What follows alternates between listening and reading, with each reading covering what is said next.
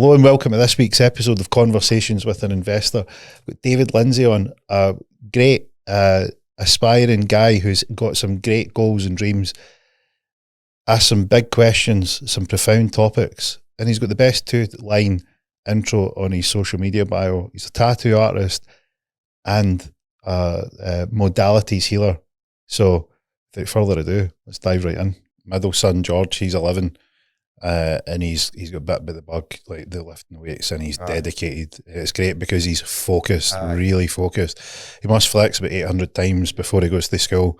Like he's doing the poses, and he's really got the drive for it. And I was talking to him, and he was sort of going on about, some body parts are progressing more than others. And I'm like, look, here's how it is. Building muscles like building a huge wall. Mm-hmm. I was like, every day you get a chance to lay a brick into the wall, right? And you need to do it every single day. Now you're going to get days where you go, this doesn't seem to be getting any bigger, no matter how many bricks I put down.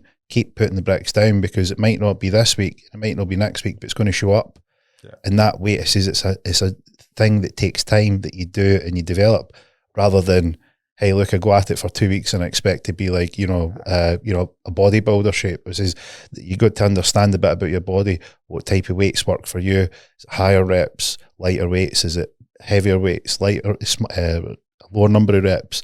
Is it high intensity? What's your rest period? It says this is all part of the figuring out where you respond differently. Everybody will respond slightly differently. So figure it out, and it's about getting to know yourself and understanding more about yourself, and that's what the process is about. But just put the bricks down and you'll find out more about yourself. It says, and that's part of what that connection is between your mind and your body. And the more you get in tune with it, the more you're going to see the results, because you'll just get it figured out. You'll feel yourself dialing in. As like, just keep putting the bricks in. Took him out the back and I'm like, you see that brick wall? There's Monday, there's Tuesday, there's Wednesday, there's Thursday, and it's like this. It says, can you imagine the guy that started building that wall? He got to the end of the week and this didn't look anything like a wall. No. It was just one low row of bricks. Definitely. And they come back next week and it still doesn't look like a wall. Yeah. Right, but 8-9 weeks later, he's got this huge, amazing wall. It says, but it took the process of getting there. I was like, so that's what you want to aim for. No, it's the discipline. So you've got to be disciplined, and you can be motivated for a short period of time. We've all experienced it. We've all experienced bursts of motivation and then falling away from it and then picking yourself back up and going again. But it's a discipline. It's the days where you don't want to do it and you get up and you go through it. And those are the days where you actually push through. You actually probably most of the time do a better workout.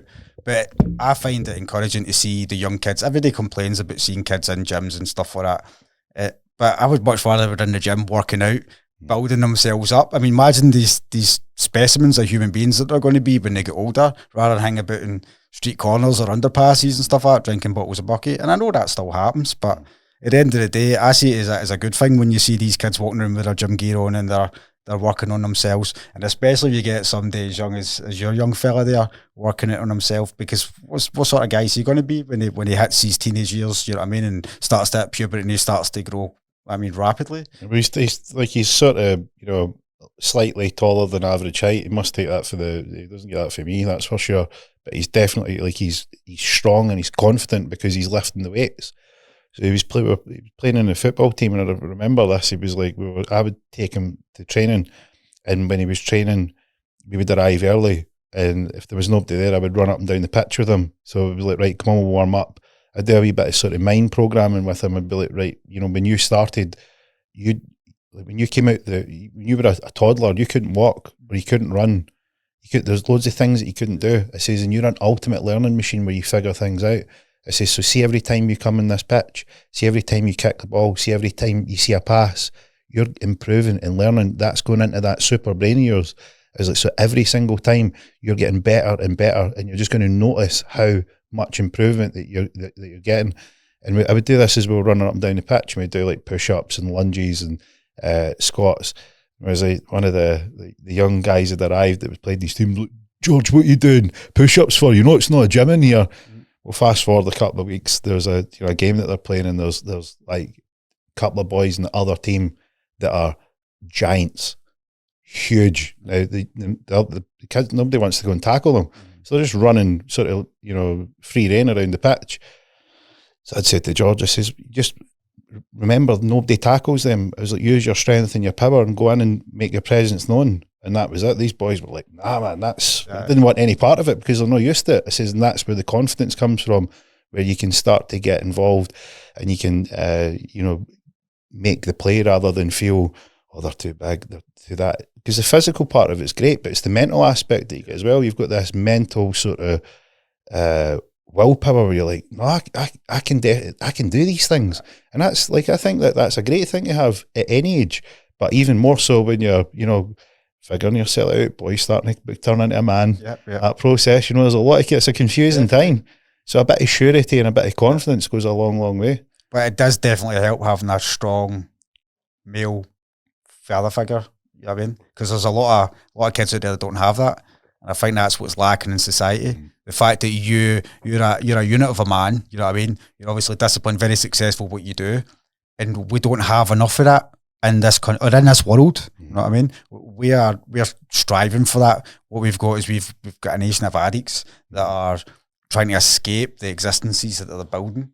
And we need to develop more strong, masculine male role models that are going to hold their own in situations like you were describing there with your son on the football pitch. He's now able to hold his own because he's been through the process. He's been through the struggles and the hard times, you know what I mean? In the gym, pushing those extra couple of reps, you know what I mean? Try to get his pump up for the girls in class, you know what I mean? And it's a beautiful thing to hear that you are already forming that kind of connection. You know what I mean? Because there's a lot of people that don't have that. I mean, I never had that with my father. Yeah. I still never really had a proper conversation with my dad, and he was always there. You know what I mean? He was always in the house or whatever else. I worked with him for years, but I never had like a relationship with him because ultimately it was a hard-working man. You know what I mean? It was a grafter, but ultimately, he didn't really know who he was. I mean, he was just fitting in that role that society had set up for him. I mean, get a job, get the missus, get the kids. But ultimately, like, I say it for myself, because I fell into the same mistakes in my first marriage as well. It's like we fall into this pattern of thinking that, like, that's the thing that's going to complete us, that's the thing that's going to make us better. And we then end up having the marriage, the house, the kids, and we've not even established who we are yet, you know what I mean? You got 5 kids, man, and you know what I mean? You don't even know who the fuck you are, you know what I mean? And I think that for a lot of guys is the pressure, you know what I mean? Because most guys get in a relationship with women because they've got holes in them, you know what I mean? They've got a hole in their own sort of centre, and they think that getting a female that's going to fill up that hole, that void that's in them, you know what I mean? And by seeking a female, they think that that's going to satisfy them, and it doesn't really satisfy them. What it does is it's temporarily fills a void, and then basically you have the kids because you fall in love with this person. That person's filling up your love cup for that period of time, but then you start to have kids. The mother's love then starts to go into the child. As that love starts to pour into the child, there's less love for the father. You know what I mean? And then that's when the father usually starts to go off the rails. That's usually when the alcohol abuse happens. Because alcohol is actually a feminine energy. So men will take to alcohol if they're not getting the same sort of energetic response they want from the partners. And is that all alcohol or just like Blue Wicked? Well, all alcohol, man. Blue Wicked. I mean, you probably drink Blue Wicked. Blue Wicked, the Smirnoff Ice. Do you know what it is? Anything that's blue and liquid and you drink it, it's actually petrol. They use petrol to get that colouring. Is it? Aye. Disgusting, innit? Is that how you're flying? And a couple of Blue Wickets in you? Pretty much, aye. You're flying right to the toilet to do a fish to get all that sugar back at you, man. So I was reading through your page, and you've got one of the most sort of diametrically opposed 2 lines on your page that I think is possible. Right, so to tell people what you do, right, and to preface it, you had was it healing modalities? Yeah, I've got healing modalities. Healing modalities and tattoo artist. Yep. Can you get any further away from the spectrum of you're going to come here, I'm going to draw a picture on you and inflict pain, and also do healing modalities? Talk about 2 ends of the scale there. I thought that's quite. I stood there. I thought that's a cool 2 lines to have. Well, really, what happened is the tattooing kind of. Like when you're tattooing something, you're sitting in that space for that length of time with somebody. You're actually becoming like a counsellor, because people come to you, they've got their stresses of life. Most people that come and get tattooed are coming to either to signify something that they've overcame, you know what I mean? Like a memorial piece, or they're looking to get a piece done to signify they've come over like a hurdle in their life. And you get some people who are general kind of like self-harmers who want to get a tattoo rather than have some scars and stuff like that. You get people that are just down in the luck, you know what I mean? And I was just finding myself drawing in all these kind of lost souls and just like counselling them and stuff like that. Like, because I've been through quite a lot of stuff in my childhood, and it kind of, that's why I fell into tattooing. Because what happened to you in your childhood that made you want to get into inflicting some fancy pictures onto people? I was never interested in tattoos when I was a kid, because when I was younger, like tattoos were crap. Like my dad did a couple, and like they'd done them himself, and they were pretty rotten. What tattoos were they? Like fucking crosses and the love mum and dad. No, it wasn't as bad as that, but he'd done them myself when he was a kid in school and stuff like that, and then any ones I saw was just like really tacky, kind of like tribal or whatever else. And there's nothing wrong with like tribal if it's done well. It looks jamming, you know what I mean? But what happened was my little brother committed suicide, and I ended up losing my shit. What age was that? He was 18, just after his 18th birthday. He's your younger brother? My younger brother. What age would you have been? I was 19. He's close? Yeah, there was only 18 months between us. So yeah, that's a tough blow. Yeah. Was there any sign of it? What was going on? A couple of suicide attempts previous. But on the particular night that he took it, there was a build up to it. So he was diagnosed with behavioural problems, like his depression and stuff like that. It was really like he would internally like destroy himself. We did have a traumatic childhood that spans way back, but at this particular moment, he'd already attempted his life. He'd went to a assessment centre to obviously get checked out, and they ended up with the doctors and stuff that prescribed him Seroxat. Seroxat is a horrific, or it was a horrific drug. I think it's now banned, and hopefully so. But Seroxat was causing the patients to black out, to kill themselves, to kill other people, to do horrific acts. Well, this is the side effects? Side effects of it. And what was it prescribed for? For his mental health and his suicidal tendencies, to be fair. Right. Suicide and suicidal tendencies ran through my family quite a lot. So where did that, like, where's that come from? You said like your childhood at the start was pretty traumatic. Like, what was going on, and like can you see sort of like your earliest memory and what childhood was like to where your brother eventually had enough? Like, is that a clear timeline to you? Yeah. Well, what does that look like? Well, I'll go back to that in a second. I'll finish off what I was saying. So he was on the Seroxat. The Seroxat was basically a killer drug. It's all a Panorama program on it. And the Panorama program basically said that this is what's happening with people that's taking this drug. Don't stop taking it. My little brother stopped taking it because he was blacking out and he was doing things that he couldn't remember doing.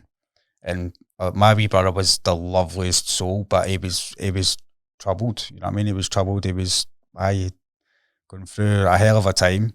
And he came home after a day's work and he found my older sister's man in bed with his partner. He beat them both and threw them out the house, and then he took his life. And I was one of the first on the scene, and I was trying to resuscitate him, try to bring him back to life, while doctors and police officers were looking at me like I was absolutely crazy. Did they know? I believe so, but I just didn't want to give up. And then for there, I had to go and tell my mum. I went and basically had to tell my sister first because she lived closest. So I went and told her. And then I had to go on the phone and tell my mum that her son was dead. How did, like, what's going on there that they knew and you thought, no, I'm not going to give up? I don't know. I don't know, honestly. For me, like, it's just, it was a massive party is just lying there, you know what I mean, that it's just no time yet, you know what I mean. So I was just trying to go for it, try to resuscitate him, try to get mouth to mouth, but it just wasn't happening. So for that moment on, I kind of lost my plot a bit. You know what I mean? See, when you were there, see when you're trying to resuscitate your brother, and I take it there's people in the room with you, like the doctors. Yeah, there was a doctor and a couple of police officers. Like, and you feeling like, why are you not doing anything? Yeah, I was looking up at them screaming, and they just kind of turned away at me. There was one officer that was there that I give my credit for. It was a lovely guy. He actually helped allow me to help carry my brother down into the hearse to take him away. So that was meaningful, and we did get a few minutes to say goodbye to him in that space. Me and my sisters, but it was difficult. Is this just after he's passed away? It's immediately after his death. So once obviously they clarified the death and stuff like that, and they done whatever they had to do, make sure there was no foul play. We got a chance with him. They moved him into the living room. We got a chance to spend a bit of time with him there. And with this, I take it you were saying you were the first on the scene, so like the family out of the house. On the scene. Is everyone in the house and you found them, or is it a case of everyone's outside the house? Well, as I entered the police had already arrived at the scene, because obviously there had been a report of disturbance. So, right. So this is quick. That quick. I got a phone call. I just come back from work. I got a phone call saying you better go and check on Andrew. He's not right. There's something up with him. And I knew, like, there was something inside me that knew on the way home there's something not right. And it was just a pity of circumstances, because my mum and dad, they normally visited on that day. They would do their rounds around the kids, because we all live kind of close together. We stayed in a little village up in the Highlands. So this is his house. I'm assuming this is his house. It's in his and his partner's flat. Right. And for whatever reason that day they decided that they weren't going to do the visits, and it was just sod's law. It's supposed to happen. It happened for a reason, and that's why I went to prison. I went on a alcohol binge, and then went on a revenge sort of spree. And I ended up. Would you say they're a revenge spree? Revenge. Anybody that ever bothered my brother just kind of they got it. You know what I mean? I lost the plot. There was a guy who went through one of my friends, well, my brother's friends, but he was a friend of mine as well. But went through their door the night of my brother's funeral when my sister was in the house to tax him for drugs and drug money and stuff like that. And basically, I told him if he ever come back, I was going to sort him out, and he come back, and I went and sorted him out, and ended up me getting a custodial sentence. And that was when my life started to change and transform. I started to get bereavement counselling, where I started to actually pull away for the negative circles and spaces that I was in. What was going on? Like, so it sounds like you're going to lash out about what harm's been done to your brother.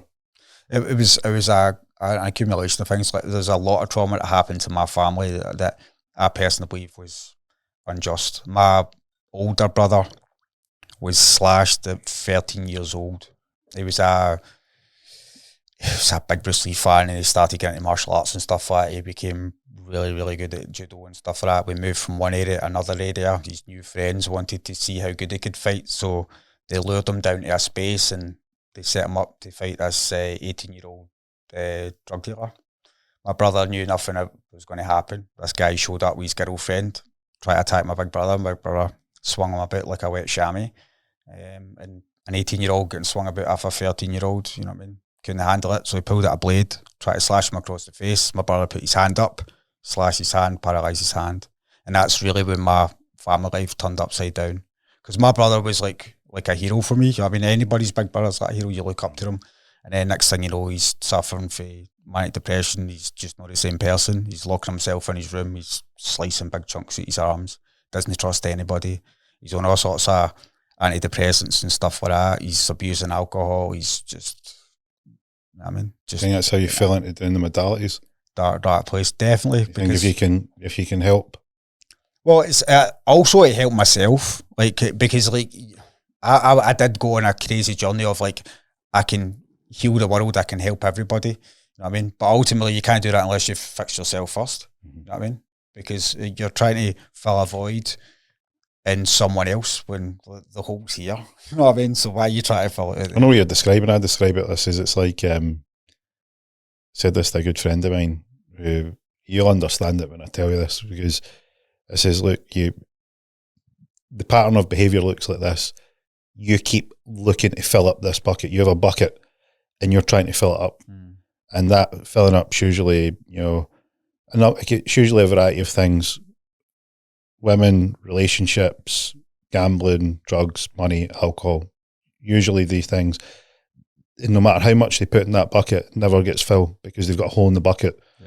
And all their energies in trying to fill the bucket up, not dealing with the hole. Yeah. It's like you're going to be on this. You're going to be on this hamster wheel for life. You need to attend to the hole, not keep filling the bucket up. Definitely. And that's what it looks like. It looks like you've got a bucket and there's a hole in it. I'd say there's two buckets. There's one we love, and there's another one we hate and anger. Yeah, and like because that one's empty, this one's filling up. And if you're not working on emptying this one, anytime somebody pushes you, that's going to tip over, and that's what's happening outside. That's what's happening in the world. Is we've all experienced trauma and pain. I mean, like we are like seeds being planted into the soil when we come in here. We come from source energy, right? We come into this dimension, these lower dense dimensions. We get plugged into. I mean, pretty much like it was hell on earth. It's actually ascending up now, but we're like seeds. We get planted into the darkness, and we've got two choices. We can either descend into the darkness, or we can start to reach for the light. And I think that with the trauma that we receive, and it ultimately happens in childhood, because when you come into this world, you're instantly dealing with the dysfunctional people around about you and their habits and patterns and what damage that they're dealing with. And then you get your own that you're going to start to accumulate. But you've also got some from previous lives as well that's formatting. And basically what we have to do is you've got to come in and you've got to learn how to handle both of these polarities, the light and the dark. I mean, because we all have a shadow side, we all have light and dark. And anybody who pretends to be all light is full of absolute shite, and they're also limiting themselves from the power of the dark. And if you're all darkness and you're one of these sick, dirty pedo bastards, you know what I mean, these dirty parliamentary fucks, and you're blocking at the light, then you don't have the power of the light. And the light's far more powerful than the darkness, but ultimately every human being needs the contrast, but you need the balance within the contrast. Mm-hmm. And that's something that we're not getting taught. I believe personally in schools, children should be getting taught all this crap. The kids should be getting taught how to, first of all, meditate, how to dance, how to connect and communicate, how to do yoga, martial arts. I mean, if you bring martial arts into school, you're not going to have any bullies, are you? Because everybody can kick everybody's ass and nobody's bothering. You know what I'm saying? Like, you look at China and stuff like that. You look at they've got thousands and thousands of peoples in yards, you know what I mean, doing qigong, or they're practicing their martial arts, and it's just like a ritual. It's just like, we're going to be, I mean, disciplined to an extent, but we have kids sitting in front of a table while the sun's out. You know what I mean? Like, programming them for a job that's not going to be existent when they're older. You know what I mean? We need adults and young people to be balanced and within themselves and their centres, because we have a whole group of older generational people who don't. I mean, you look at the average old guy, you know what I mean? He's stumbling out the bookies, into the pub, out the bookies, fags, back into the pub, you know what I mean? Mm-hmm. Going for a chippy or a curry. And that's what we have to look up to in society. So why do you think trauma is different for different people? It depends how the person receives it. It depends on their strength, their inner strength, their willpower. A lot of people suppress the trauma. A lot of people not face it, and that's what basically causes the disease. Because we're 80% water, and water's memory.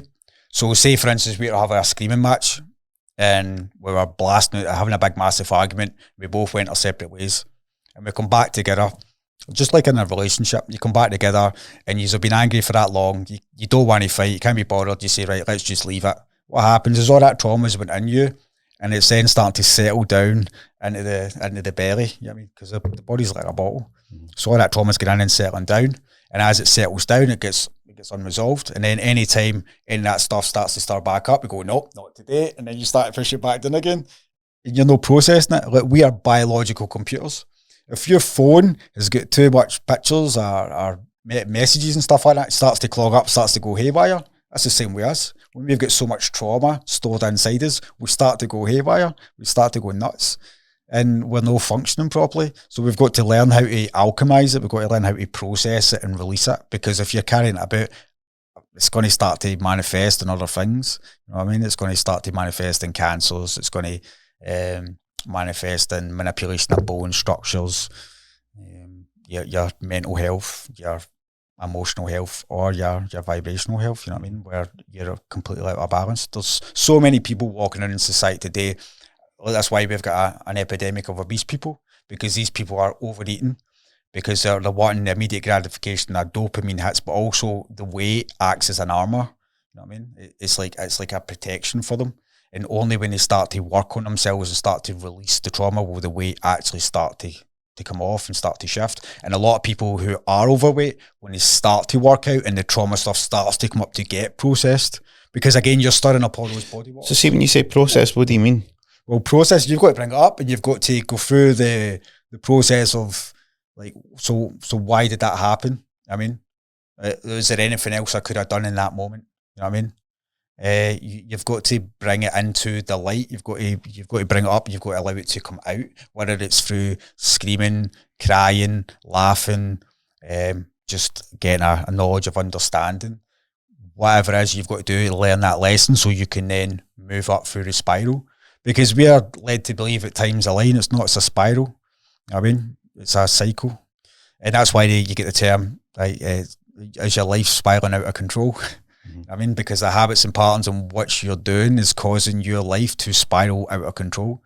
I mean, you see Terence Howard's doc on Joe Rogan? No. What you're describing is exactly what he described of how the universe, everything in the universe moves. Yeah. Like the Milky Way is a spiral. Everything is a spiral. It's all breathing. I saw the talk he done. I think it was down at a university. Oxford University. I saw him speaking it. It's powerful stuff, and he's on the money, 100%. It's rewriting the rule book there. Definitely. Look, we are all biological computers in a mathematical matrix.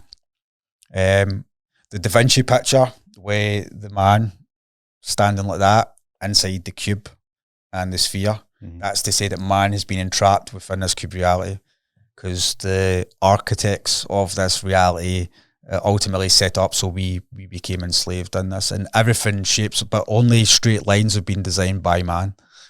I mean, there's about everybody that's listening to this, it's fucking brains have just come out of ears there. But how do you make that tangible to people out there that are like, I'm curious about this, but it's fucking blowing my mind?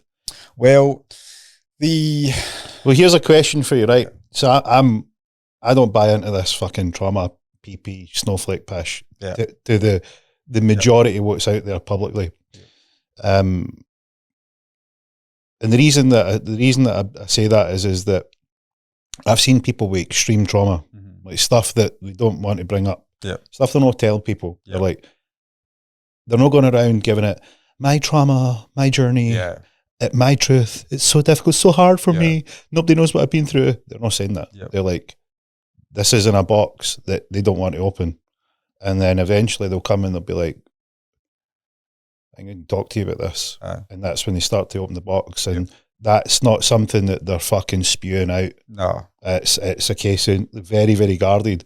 And you see some of the stuff, David, and you're like, fair play. Yeah. You know, fair play coming out of it. And you know, the universal thing through them all, I've read things like the prisoner of wars, that, you know, they've been abused, beaten, tortured, raped, physically abused, mentally abused, and they came out and they have amazing lives. They have phenomenal lives because they made a decision that they're going to have, they've got a life, they've got an experience, and they're going to make the most of it. They decided that. Yeah. So the power of their mind, their perception, they chose that. Yep. And you get people that were born into families of wealth, love, devotion, care, and they're in rehab because they're lost and they don't know what's going on. and they've had everything that you could ever want, and they've got nothing. Yep. And it's their choice. They chose that. They don't understand the power of their mind. They don't understand the power of that choice. And it's like, you know, this whole narrative of just talk about it and deal with your trauma. I'm like, nah, it's like, first of all, just like everything's got a scale. There's a scale. So like, you ever remember you had a movie or a DVD, had the scale, had the U for the kids one, PG for like, you know, take care, or 15 and 18. I've had people that spoke to me, I don't think it would even make the 18, it's that bad. And they're like, I'm getting on with life. And you get somebody that's got a U who's spewing out about their trauma. It's just like the whole sort of, I think there's a, you know, like a fad where they jump into it and they think, aye, this is it. I'm sure you've seen it when you've had somebody like, you know, you hear about the things like with your brother and your older brother and your younger brother. You ended up in jail. Like, that's not typical, and that's you need to handle some stuff. And that's you. There'll be parts of that you weren't in control with. Like you know, you weren't there when your big brother was in this fight. No. But that still hurts. Because that was your hero. Definitely. You weren't there when your brother took his own life, but that still hurts because it's part of who you are, right? And then there's things that you've done where you go, I probably wouldn't do that. I regretted that. They're the things that you can control, right? And it's coming to terms with all that, you know. And as you say, you need to face it, and that's a decision. We say, no, look, I'm gonna clean the room. I'm gonna tidy this up, and you know, I don't know. What do you think? Do you think it's a case of, like you said something, and I thought that was really profound. Like you said something about your brother. You were like, can't remember what the exact words were, but it was like, you know, you came to terms with it. And I'm like, that's a high level that you get to. That's being thought out where you go, I've made it there. I don't think you ever get over it. No. I think it's like you learn to live with it. You go, look, that's part of me, and that's what it is. It helped move me in the right direction. I've got to take the blessings from it. I've got to take the fact that it was in my life for 18 years. And like, just the last one, the sense of humour was just ridiculous. Like, it was just, we're some team, man. We're awesome. But yeah, no, I get what you're saying. There is this weak generation, you know what I mean, of people who struggle to deal with things, and sometimes it's the simplest of things. But again, it's just, I think for most people, suppressing it is a bad thing. You know what I mean? Like my brother, my older brother, he's still not over being slashed. He's still not be like, it's like, I don't know if he'll ever go over that victim mentality. You know what I mean? And it's victim, or you can be the victor of it. You know what I mean? And I don't. Anybody that knows me knows, like, you ain't stopping me, man. I'm a fucking Taurus, you know, and I'm a bull, and like I just, like, when it gets tough, I grind in. I get fucking angry, and I don't use that anger now to explode or implode. I use that to alchemize. I use that to create. If I get something that's working on me, I'm going into that gym and I'm using this and I'm going to make this work for me. You know what I mean? Rather than allowing it. Or if my head's got too much chatter in it, I'm going to sit my ass down and I'm going to meditate. You know what I mean? I'm going to calm my ass down and ask, what's going on here? Why am I getting this train of thought coming in? You know what I mean? But ultimately, this is things that we should be getting taught in school. We should be getting taught these gifts in school. Because what we have is we have a whole bunch of dysfunctional people, you know what I mean? We've got people running around thinking that they're fucking pieces of toast now, you know what I mean? It's nuts, and that should not be allowed to happen. You're all very well, go and play with your imagination, right? You can be a bit of toast for a day, but to carry on the rest of your life, you know what I mean? We're going to start calling you Lupac. It's not happening. You know what I mean? We have to bring back some form of common decency and common sense. We do all experience traumatic events. We all go through loss, you know what I mean? We lose something. We experience pain, but it's how you dealing with the pain. I mean, are you just going to bottle up and stick it down there because it's going to chew away at you? As it's going to destroy you internally at some level. So being able to bring that up and release that, you can do that through a whole host of different things. But ultimately, like, the biggest commodity you've got is your energy. And if you're holding on to this stuff, it's affecting your energy centers. It's affecting you receiving higher frequencies of energy, and it's keeping you bogged down in lower dimensions. Every one of your chakras represents a different dimension. I mean, we have chakra energy centers that, because we don't really need the chakras anymore. We're trying to blast them open into transmission centers, because the kids that are coming in now, they have transmission centers. They're updated programs, you know what I mean? They're updated computers. They're coming in with our heart centers wide open. We've got chakras that are like cone-like structures, and they get blocked. So part of the modalities that I do is blasting those open and start to activate the transmission centers, so you start to receive higher upbeat frequencies and stuff like that. Fucking back it up here, right? Because we're into serious fucking profound knowledge here, right? Let's wind it back to right? So you've had a rough childhood. Yep. Tight with your brother. Yep. He's lost his life. He's taken his life. Took his life. I went to prison. I started drawing when I was in prison. Because I don't think you're fucking blasting cones of fucking modalities and chakras at this point. Right. So let's tell the story how we got to the fucking cone and the computer program. So basically, I started drawing again when I was in prison. I was always really good at drawing. It's just something that came natural to me. Actually, it links back to a previous lifetime. But I was, whenever... Were you Da Vinci? Were you put the square in the circle? That's making sense here. About your work. I was Da Vinci. I was Merlin. I was William Wallace. And I was Yeshua. Did you, at any point, fire a lightning bolt out your arsehole?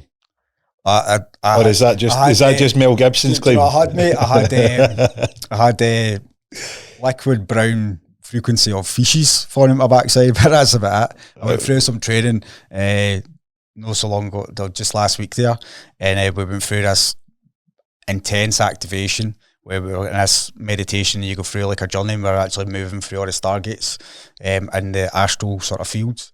A bit proper Jedi stuff, mate. And you're going through these stargates, and we're getting all the downgrades and the updates and stuff like that. I mean, like, people probably think that's wild when you talk about like all these past lives.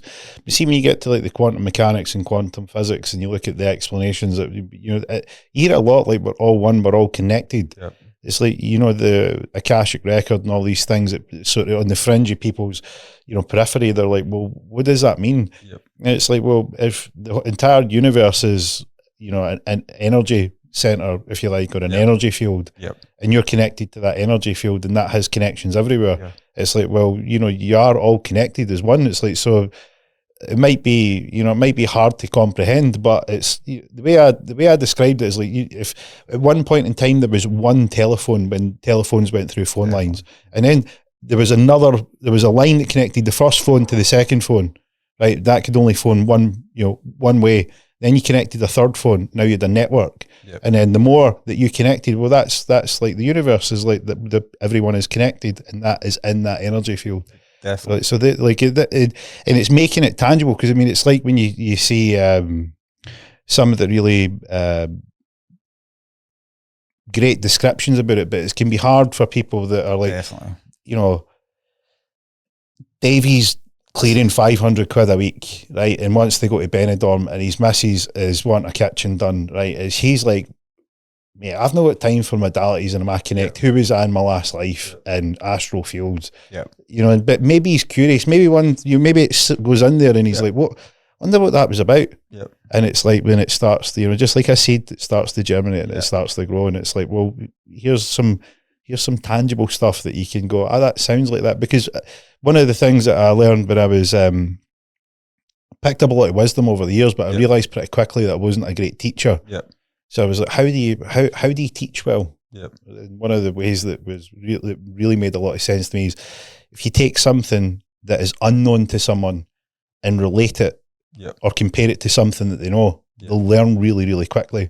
I thought, that's quite good. That makes a lot of sense. I get that. And I thought, well, that's good, because it's weird that you go, well, we come into this world, you mentioned about coming in as kids, and as kids, we're just open, we learn, we soak everything in. Pure source. Like, when did we stop learning? Because I had that thought when you were talking about that, we were open, and I thought, when did we close? Yep. Like, at what point? You know, because you're describing the schools. Then you close when you get the job and you get the missus and you get the kids. And you think, oh, that's it. That's all I've got to do. And then you shut down because you think that's it. I've made it. And then you're just gone for your couple of holidays a year. Mm-hmm. And it's like, well, that's not it. I mean, you're here to constantly evolve, and you're not only shedding the layers of your life, you're shedding the layers of previous lives. You're also setting your ancestors free. You know what I mean? Mm-hmm. It's powerful stuff. We're all one source of energy. We are just having individual experiences because we've got this realm to clean up. Mm-hmm. We've been sucked down into the lower 3 dimensions. Every one of your chakras represents a different dimension, okay? Now, your root is red, okay? Your sacral is orange. Your solar plexus is yellow, okay? Those 3 colours represent the colours of fire, hell, you know what I mean? So that's the lower dimensions, and that's what humanity is kind of trapped in and moving up through. Your heart centre is green, which represents earth. So that's like the balance, that's us here. And then you've got your throat, your head, and your crown, which is light blue, dark blue, and violet, which represents the sky, the night sky. So that's the balance, the upper worlds and whatever else. And you've got the 7 sins. So you've got, obviously, each one of these chakras is a light and dark side. And society outside's been set up based on the dark side. We, again, aren't educated. This is what all the ancient yogis and all the tantric stuff and that stuff's about. We don't know how to use our bodies. Like, all those colours, that's where the term hue men comes from, because hue is a colour. So all these energy centres are supposed to be light up, and we're supposed to be living within the rainbow body. And what we do, because we strive for that connection and those frequencies of God, that's why we go into substance abuse, because you get those temporarily moments of connection, whether you're taking ayahuasca, DMT, mushrooms, you're going to connect with higher realms and sentient beings. Where you drink alcohol is called spirits, because when you drink it, you lower your frequencies, and then it allows the darker energies to move in and take control of your avatar, your body. That's why you see people completely transforming a night out, get absolutely smashed, and then they start smashing stuff up, and you know what I mean, it's destructive. I know what you mean. I do know what you mean. It's destructive 100%. And if you look at the amount of crime that happens worldwide, if you were to take alcohol out the equation, instantly you've halved the crime rate. Mm-hmm. If you take football out the equation, football and alcohol, because ultimately the police are only really getting used for stewarding these events and the events that happen afterwards, and then the alcohol that's consumed there. Because I don't know, Firm Games on, you know what it's like. I mean, these are the things, like, you go back to like a couple of things that he said about school, and it's like, well, school's an indoctrination system. It's an indoctrination system to get you prepared for the industrial complex of the 20th century, to make you a good employee, so that you go, you work, you produce, you don't ask questions, you don't talk to anybody, you don't get above your station, you pay taxes, and you follow the rules, and you follow what's been set in front of you. It's like, that's what school, and there's a lot of that lingering still in the education system. Yeah. And it's like, we've got this rapidly changing world that school doesn't fit, and this is where you're getting this huge disconnect of people that have been in that system, and it's not ready for the world that's out there. And it's, you look at, when you're talking about the football and the alcohol, it's like, well, if you've got people that are just following the rules, they've got no outlet. Yep. Because they're literally confined within a structure that they don't know. They're in a cage that they can't see. Yep. But they want a release. Yep. Because this energy builds up, and they go, well, how do they release it? And then, but with that release, depending on how they feel about it, it can be resentment, joy, it just comes out. And, depending on what but that's it. But ultimately, you're surrendering your emotions and your feelings to an event that's out with your control. With the football and alcohol, because when you consume the alcohol, you're then losing control of your body. And when you go to a football event, you're allowing an event that's happening in front of you to control your emotions and your feelings. So, do you think the game's influencing how you feel? Well, everything influences how you feel. How you react to it is it's the atmosphere, it's the energy, it's a construct, or it's a war game. You know what I mean? Like a stadium, it's like Colosseums were built in Rome to basically amplify the negative energy and to distract the public of what they were up to when they were storming across Europe. You know what I mean? Raping and pillaging and doing what they were doing. What's a football stadium if it's not a Colosseum? You know what I mean? It's the biggest distraction of men. What does this world need right now? Men. Okay, so we've got men who are going to the pub every day, so they're working their asses off, and granted they're working their backsides off. I mean, they're getting run into the ground, they're being stretched with work, they're getting paid less, you know what I mean? They're letting people go, and they're wanting these guys to catch the flack and all that kind of stuff. I get it. I mean, I've been there. I used to watch football myself. I used to love football. I still enjoy playing football. Will I engage in watching it as a corporation? No. You know what I mean? Will I engage in what happens there? No. Like you've got a stadium where there's 60,000 people screaming hate to each other. Little glimpses of joy, and there's talent, no doubt about it. I mean, there's some of those guys on those pitches but like, what we're doing, like we've got child trafficking happening. You know what I mean? We've got this sex traffic trade going on. You know what I mean? And you're going to work and you're talking about who scored in a game that's meaningless, that is free illusionary points. And at the end of this season or whatever season, then you get a wee shiny bit of metal. You don't even get a shiny bit of metal. A group of guys that you watched achieve that, get that. But what you achieved in your life, you know I mean, that energy that you're pulling into that, if you poured that into your life, you know I mean, what you're going to accomplish, then you can be the hero for your kids rather than your kids looking at these guys. You know I mean, and you use all going over people who are accomplishing their dreams. What about your dreams and visions? I ask this to my clients often. I mean, and it really hits hard, and it showed me quite a lot as well. Where I say, like, close your eyes. I mean, take a minute. If you could be anywhere in the world right now, doing whatever you want, no monetary restrictions, nothing. I mean, you could be living your best dream. What are you doing? What are you doing in that moment? What are you doing for work and purpose? What are you doing for creativity? What are you doing for humanity?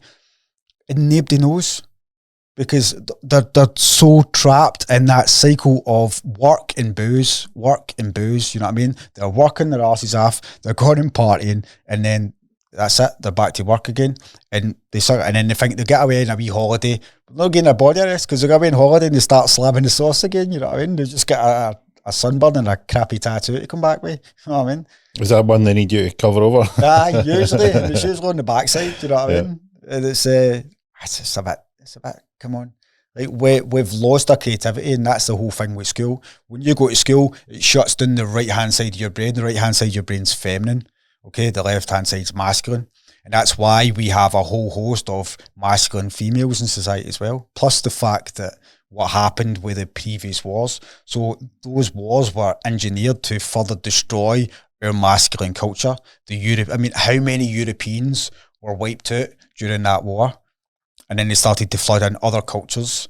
The guys who come back for that war, all shell-shocked or PTSD, whatever you want to call it, hitting the sauce, beating up their partners, beating up their families because they were just so fucking traumatized, and that's just fizzled on out. And that's what we've got now. We've got guys who are, again, the football's like the war scene. They're drinking, they're going, doing what they're doing, and their patterns just continuing on. It's just the scenery's just changed a little bit. So how did you get, you're saying that you were drawing in jail? I started drawing in prison. I started drawing myself posters, putting up my walls. The other inmates started to ask me to draw for them, draw portraits, just posters and stuff like that for them. So we started to exchange drawings for like phone cards and for like bars of chocolate and whatever else. When I came out, what were you thinking when you were growing up? What was your, as a kid, what were you thinking you were going to be doing when you were older? Take it you're not going to go, I'm going to be drawing pictures in jail, trading them for phone cards and chocolate. I did not. I didn't know. I honestly didn't know what I wanted to do when I was younger. All I wanted to do was be loved, because my life was so fucking, you know what I mean? Loved? Loved. That's all I ever wanted. You know what I mean? Ever. What does love? What did love? What did that mean to you? Just to be seen, and to be just to feel like safe. I never felt safe. I was just constantly being attacked, whether it was in the house from my other siblings or whether it was outside or whatever else. I mean, yeah. How many brothers and sisters do you have? I've got 2 brothers. So I've got an older brother, a younger brother, and I've got an older sister and a younger sister. Right. And it was like, the love there. Like, I love them, but I don't actually. Sadly, I don't really talk much to my family anymore. They're all kind of still trapped and dealing with what happened with Andrew, whereas I've moved on and I kind of like I've acknowledged that, and I went and I've started to work on myself, and I've tried to explain that to them and try to like bring sort of healing to them and whatever else. But ultimately, like, it's a choice. You cannot force anybody else to heal. You know what I mean? So you were like you wanted love. I just wanted to be loved. Wanted to be loved. You know what I mean? I wanted to, I love making But people did you find laugh. that you couldn't love people? No, it's not that I couldn't love people. I just didn't feel like I was loved. I didn't feel like I was seen, like, because there was so many big characters running about me. What do you mean seen? Like, I just didn't feel like I was ever seen unless I was somebody's punch bag. So you didn't have a feeling like you didn't have a feeling that you really belonged, or No. a bit alienated, or like pushed out. Definitely, and I've felt that my entire life. Right. If I'm being honest, even I've been surrounded with people that I've been in relationships with or whatever else. I've never actually, and that's one of the reasons what led me to the tantric stuff as well. I was sexually activated at 5 years old. What does that mean? By an older girl. So basically, I was forced to perform a sexual act on her. Right. And that's quite a way of putting it. It was fucking activated. It sounded like a transformer there. Well, it is. So you're being sexually activated then. Because then what happens? Well, what do you want me to say? Like, it's an interesting sort of choice. Like, is that like what we call it? You've been activated, didn't you? So what happens then is you're basically being stimulated in a way that activates your brain, and then because I was about a week or 2 weeks after that, I then saw a guy beat his missus half to death with a hatchet. Where the fuck did you grow up? Foxbar, mate. Foxbar and Barhead, mate. Aye. Fucking hell. This guy was called the Hatchet Man. It was a fucking specimen, a guy, big guy, trench coat, blonde hair, scars on his face, piercing blue eyes. I just saw him. I was 5 years old. It was a rough fucking week you had. Aye. That was a rough one. It was a challenge. Hey, one day you didn't feel fucking loved. No, I didn't. And I what really traumatized me about that was there any lingering, like, what one was traumatizing you? Well, the thing with the girl, I didn't really understand it. I just, like, it was basically grabbed up her fucking clothes, fucking lick me, you know what I mean? And it was like, the fuck. And then next thing you know, like, what age was she? A few years older. She might have been about 10 or 11 or something like that. So it's not like an older, like a no, it's not like that. But it was just a kid trying to express themselves. Another thing about sex as well is it's not being properly educated in school. You know what I mean? Yeah. That's another. Did you just feel like that was like you didn't really know when that? Like, well, I felt used. You know what I mean? Somebody like fucking just grabbed me, forced me to give them fucking pleasure. You know what I mean? And then it was just like, and then actually that's what all my relationships have been like since then. It started a pattern of basically me being an extreme giver and no receiving anything in return. Mm-hmm. And that's kind of how my last relationship ended. I went and done my first load of training and it woke me up in certain ways, and I come back and just like, this just isn't working. What about the Hatchet Man? What did that do? I saw this guy beat his missus half to death with a hatchet, and then it was just like all these guys hanging out the windows, people hanging out the windows watching, nobody doing anything. I was just like, what? Like, somebody stop us! Like, screaming, and that was it. And that just implemented. And from there on, I just like, this is not a safe place, man. I mean, because like that's pretty much when my childhood ended. If I'm being honest, it was just like I was just then always aware of my surroundings. I've got autism as well, so I kind of went internal, and I just became like a sort of selective mute. I would only really speak around certain people, if at all. Most of the time I didn't even speak, you know what I mean? Because I had so many big characters running about me, I would just kind of go unseen or unnoticed. It was only the odd time, like my mum would kind of like catch me like in the hall or whatever else, and she'd give you a cuddle, tell you she loved you.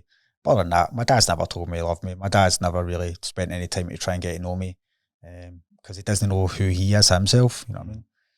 It tends to be like, I've spoke to people who've maybe had like situations where they can't make sense of it, when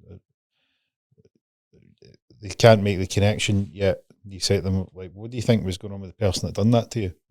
Like, what do you think was going on with them? Like, well, I've always thought about that older lassie, and I've always thought,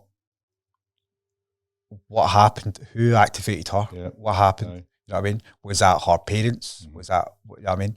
But it kind of led on for that. There was then after that I get led by them into like by her into bin sheds, and I was made to perform in like other. What's bin sheds? Bin sheds. Oh, bin sheds. Aye, the old bin sheds. Right. Well, this is afterwards. Aye, so that it happened up until I kind of left Foxbar and moved back to Barhead. How like you were 5 then? So like I was 5 then. We moved to Barhead when I was primary 3. So 3 years. Aye, so about 3 years of just It's been used. Aye, older kids. And like that must be fucking. What's like? See if you're trying to put the pieces here together. So stop me if I'm getting these out of order. So you feel alienated, a bit lost, a bit a bit pushed out. I don't feel alienated now. No. I get that. I'm thinking about what it was like then. You feel like your environment is like you don't feel seen. You're unsure if you're loved. Yeah. You're craving that, and then this lassie's sort of arrives, uses you, but you feel part of something, even as terrible as it is. It was and it's that weird dynamic where you're like, well, at least somebody's seen me. And that's the issue where you go, well, like these situations have always got this polarity where you go, like, why would you, like, how did you end up like letting that happen for 3 years? It's like, well, the other side of that is that this whole gear has been filled with that bit there, no matter how bad it is.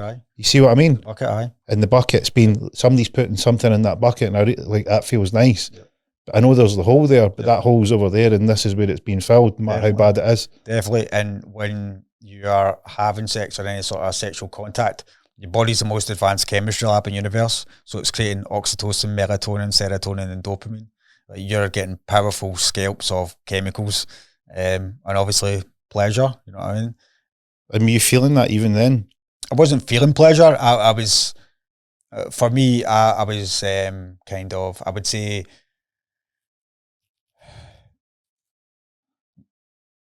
there was a certain sense of like gratification of making someone else feel good. You're feeling like you belong to part of something. Yeah, somebody felt good and somebody saw you. I mean, but ultimately, as soon as you were done, you were discarded. And that's kind of the way that the relationships. And did you have any sort of desire to try and feel like belonging again? Was that why it was like you were playing along with this? It wasn't like every day. It would just be like every now and again, like you would get lured into a close into like the bin sheds. And, yeah, I mean, it wasn't like I wasn't getting like abused every day or whatever. But, it was just activated, and then it was just kind of like, it happened. Well, I mean, it's like a sort of, I always get them. It's not, what's this? Is it Stockholm syndrome, where they become, it's like a similar sort of psychological path where it's like you begin to forge some sort of weird relationship with your captor. Well, because of me, like that triggered off sort of mechanisms within the brain, which also you get your chemical release. But I'm like an empath. That's what triggered off my sort of like awareness of my environment and stuff like that, and how people were feeling. You know what I mean? Because like I was aware of if somebody was feeling angry or whatever else, like I could sense that. And what I would do is then I would try and control. It's like so the narcissistic behaviours of an empath is trying to control his exterior environment to feel safe inside.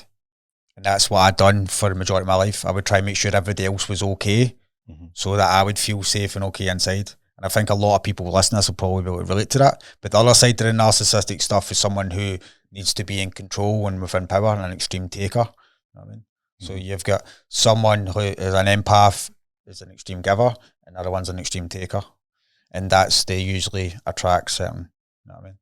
But that's the relationships in which we need to now kind of start dissolving within humanity if we are going to progress and move up the ladders, the staircase to heaven. So we got to the gel and the phone cards and the chocolate. Aye, sorry, man.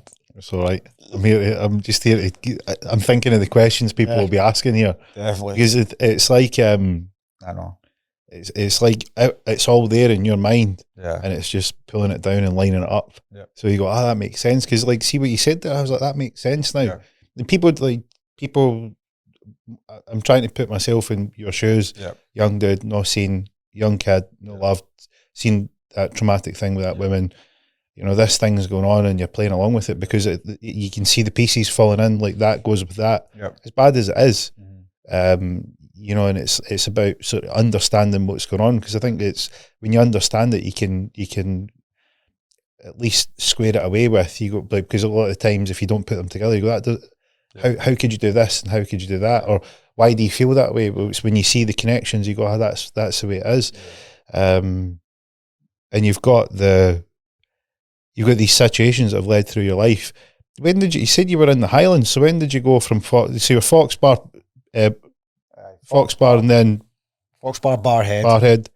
And then when I was 15, my mum moved us up to the Highlands. They thought they were doing us a favour. They thought they were taking us up for a new start, a fresh start. And it went wrong straight off the bat. What was going on that they thought they needed a fresh start? Well, my big brother was he wasn't coping too well. He was kind of going off the rails a bit. So he's been slashed at this point. Yeah. Well, so my brother John, he's now received his compensation money. What's happening is my behaviour starting to spiral out of control because of the trauma and what's been happening for me personally. The fact that all this happened to us, and I felt like, for me, like being a young kid, looking up to your brother and your father, one of them's traumatised, another one's not doing anything about it. Then I had to step into the protector role. What age are you? So he's 13. What age would you have been? Your brother's 13. What age are you? Just turning 9. 9. Right. So at 9, you're sort of trying to step into that. 9. Well, between the age of 9. Up to You moved when you were 15? Moving when I was 15. And you went up, where did you go to the Highlands? Too well in school. I was kind of lashing out because I knew that everything they were teaching us was shite, and I was just fucked with it, man. Yeah. I was just in my tits in. I was just constantly baked, to be honest. But when my big brother gets slashed, we get sent across to the neighbours across the road while my brother got taken to the hospital, and there was an older boy. He was about 18, 19 at the time. He fucking set me up a big bong, man, and just got me high. Just got me back with a bong. When I was about 9. Just 9? When that happened to my brother. Fuck. Got stoned, man. Jesus. And that was it. That's me started smoking weed, do you know what I mean? At 9? 9. 9, aye. Fuck it. I don't know. Right, so a quick recap for anybody that's fucking still like, right.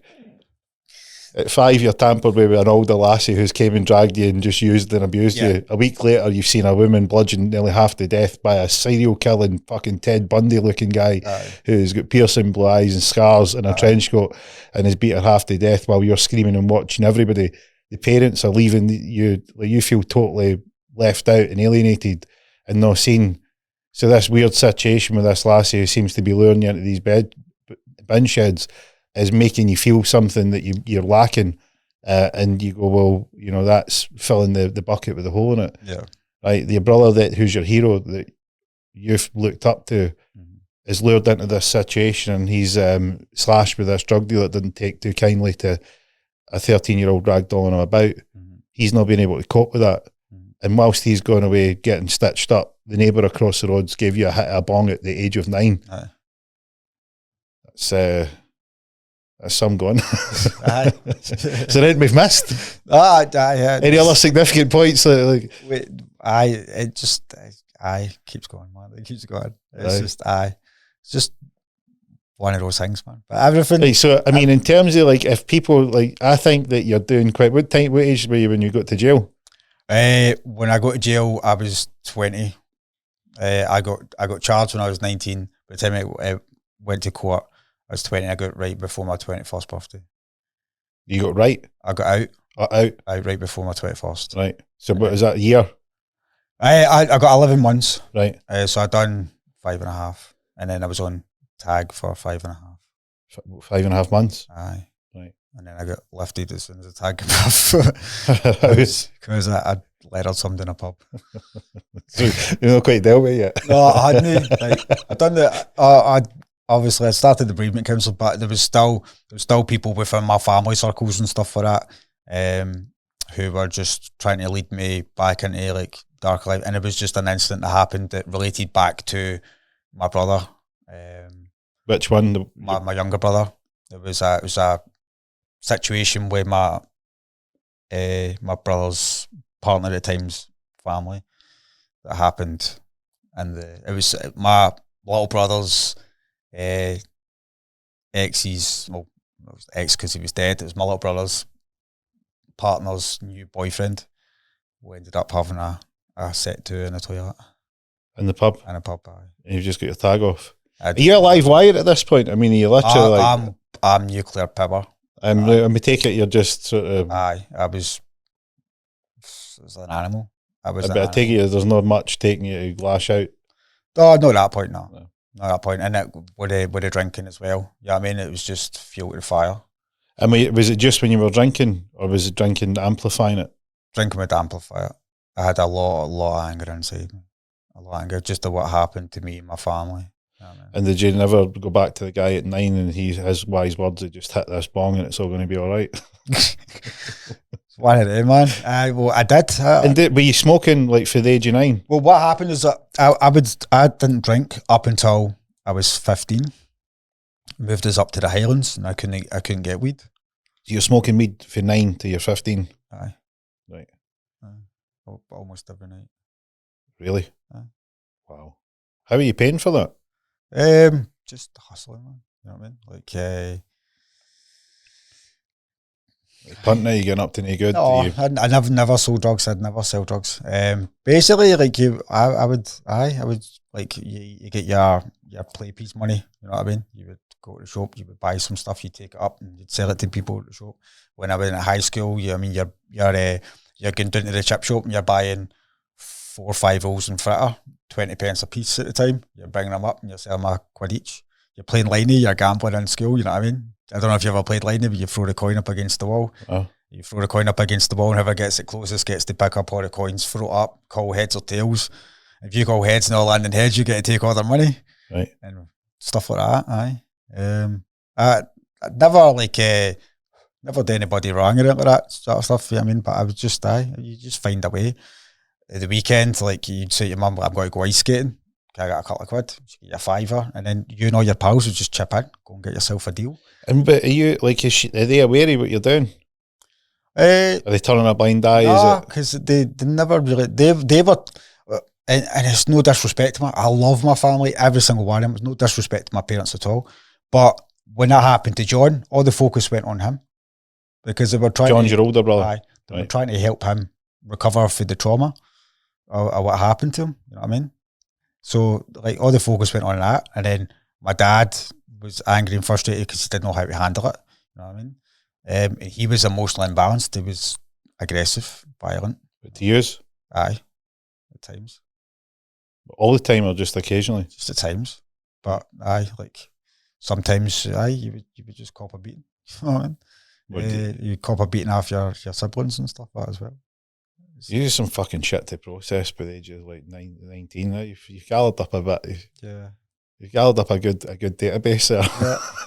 Yeah. Actually, the trauma happened before then because they were trying to cut me out my mother's womb before I came out. The what? They were trying to cut me out. They tried to say I was dead. They were trying to cut me out. The childbirth? No, like my mum had to fight for 2 or 3 months to keep me alive in her womb because the doctors were convinced I was dead and they wanted to abort me. Fucking hell. How did that pan out? Oh, she fought. and I'm here. So but I'm saying, like, was it they had, like, can they read your heart rate, or like how did they come up with that? Because you're clearly, I mean, unless I'm tripping balls, you're hearing quite alive. Aye, no, definitely. Well, what happened was, I think my auntie, I believe, was due to give my parents back some money. So my mum got the bus through to Paisley to collect the money that she was due. And my auntie worked in Marks and Spencer's, and basically my auntie said, "All right, I'll be back in a minute with it," and then fucked off him, left my mum there with no money, and they had no money to get back. So my mum had to walk through Paisley all the way back to Barhead. And by the time she got back, I think there was, I don't know, there was complications with her. How far is that for people that don't know where that is? Good few miles. Oh, yeah, it's a fair walk. It's a neighbouring town, but you're walking miles and miles. And how far along is she in terms of her pregnancy with you? I'd say about 7 months. Right, so well in. Months, yeah. They were trying to cut me out, and she's like, "No, I'm not getting up." So I'm going. When I was born on the 22nd of April, 1983. There was 4 planets in alignment when I was born. And my numerology says I'm an ascended master, and I'm here to master sexuality, and that's why I was triggered at such a young age, because I was supposed to be led into a pattern, because we're in a computer game, there's patterns and habits. I was led into a pattern of basically lust. Lusting after that hole getting filled up from the pleasure portal, you know what I mean? And and that's what kind of triggered it off. And because I was continuing those spirals and stuff like that, you gather up guilt and shame and whatever else. And that's one of the mechanisms that they use to destroy you, because you'll find that all your gifts are in your traumas. All your gifts are in your pains. It's how you take it and you alchemize it. You can sit in your pain and you can wallow in it, or you can take it and go, right, this is how they're attacking me. This is how the dark side's working against me. And I need to use this to become stronger, and I use this to become my gifts. And I take these gifts and I bring them to the world. Just got your tag off. Yep. Lifted the day you got the tag off. What happened then? I got obviously charged, and then I went to court. Again, anytime I got caught with anything, I would just plead guilty, because I was just owning my shit. You know what I mean? I got some community service, and then for there, I just started to again work on myself. Every time you fall, you need to pick yourself back up. And you need to keep going. What's going on in your head at this point? I mean, because you're. I take it, didn't you just wake up one day and was like, right? No, we need to get it together here. It was, again, for me, tattooing was a game changer. When I started tattooing. When was that? Well, I left Kinlochleven.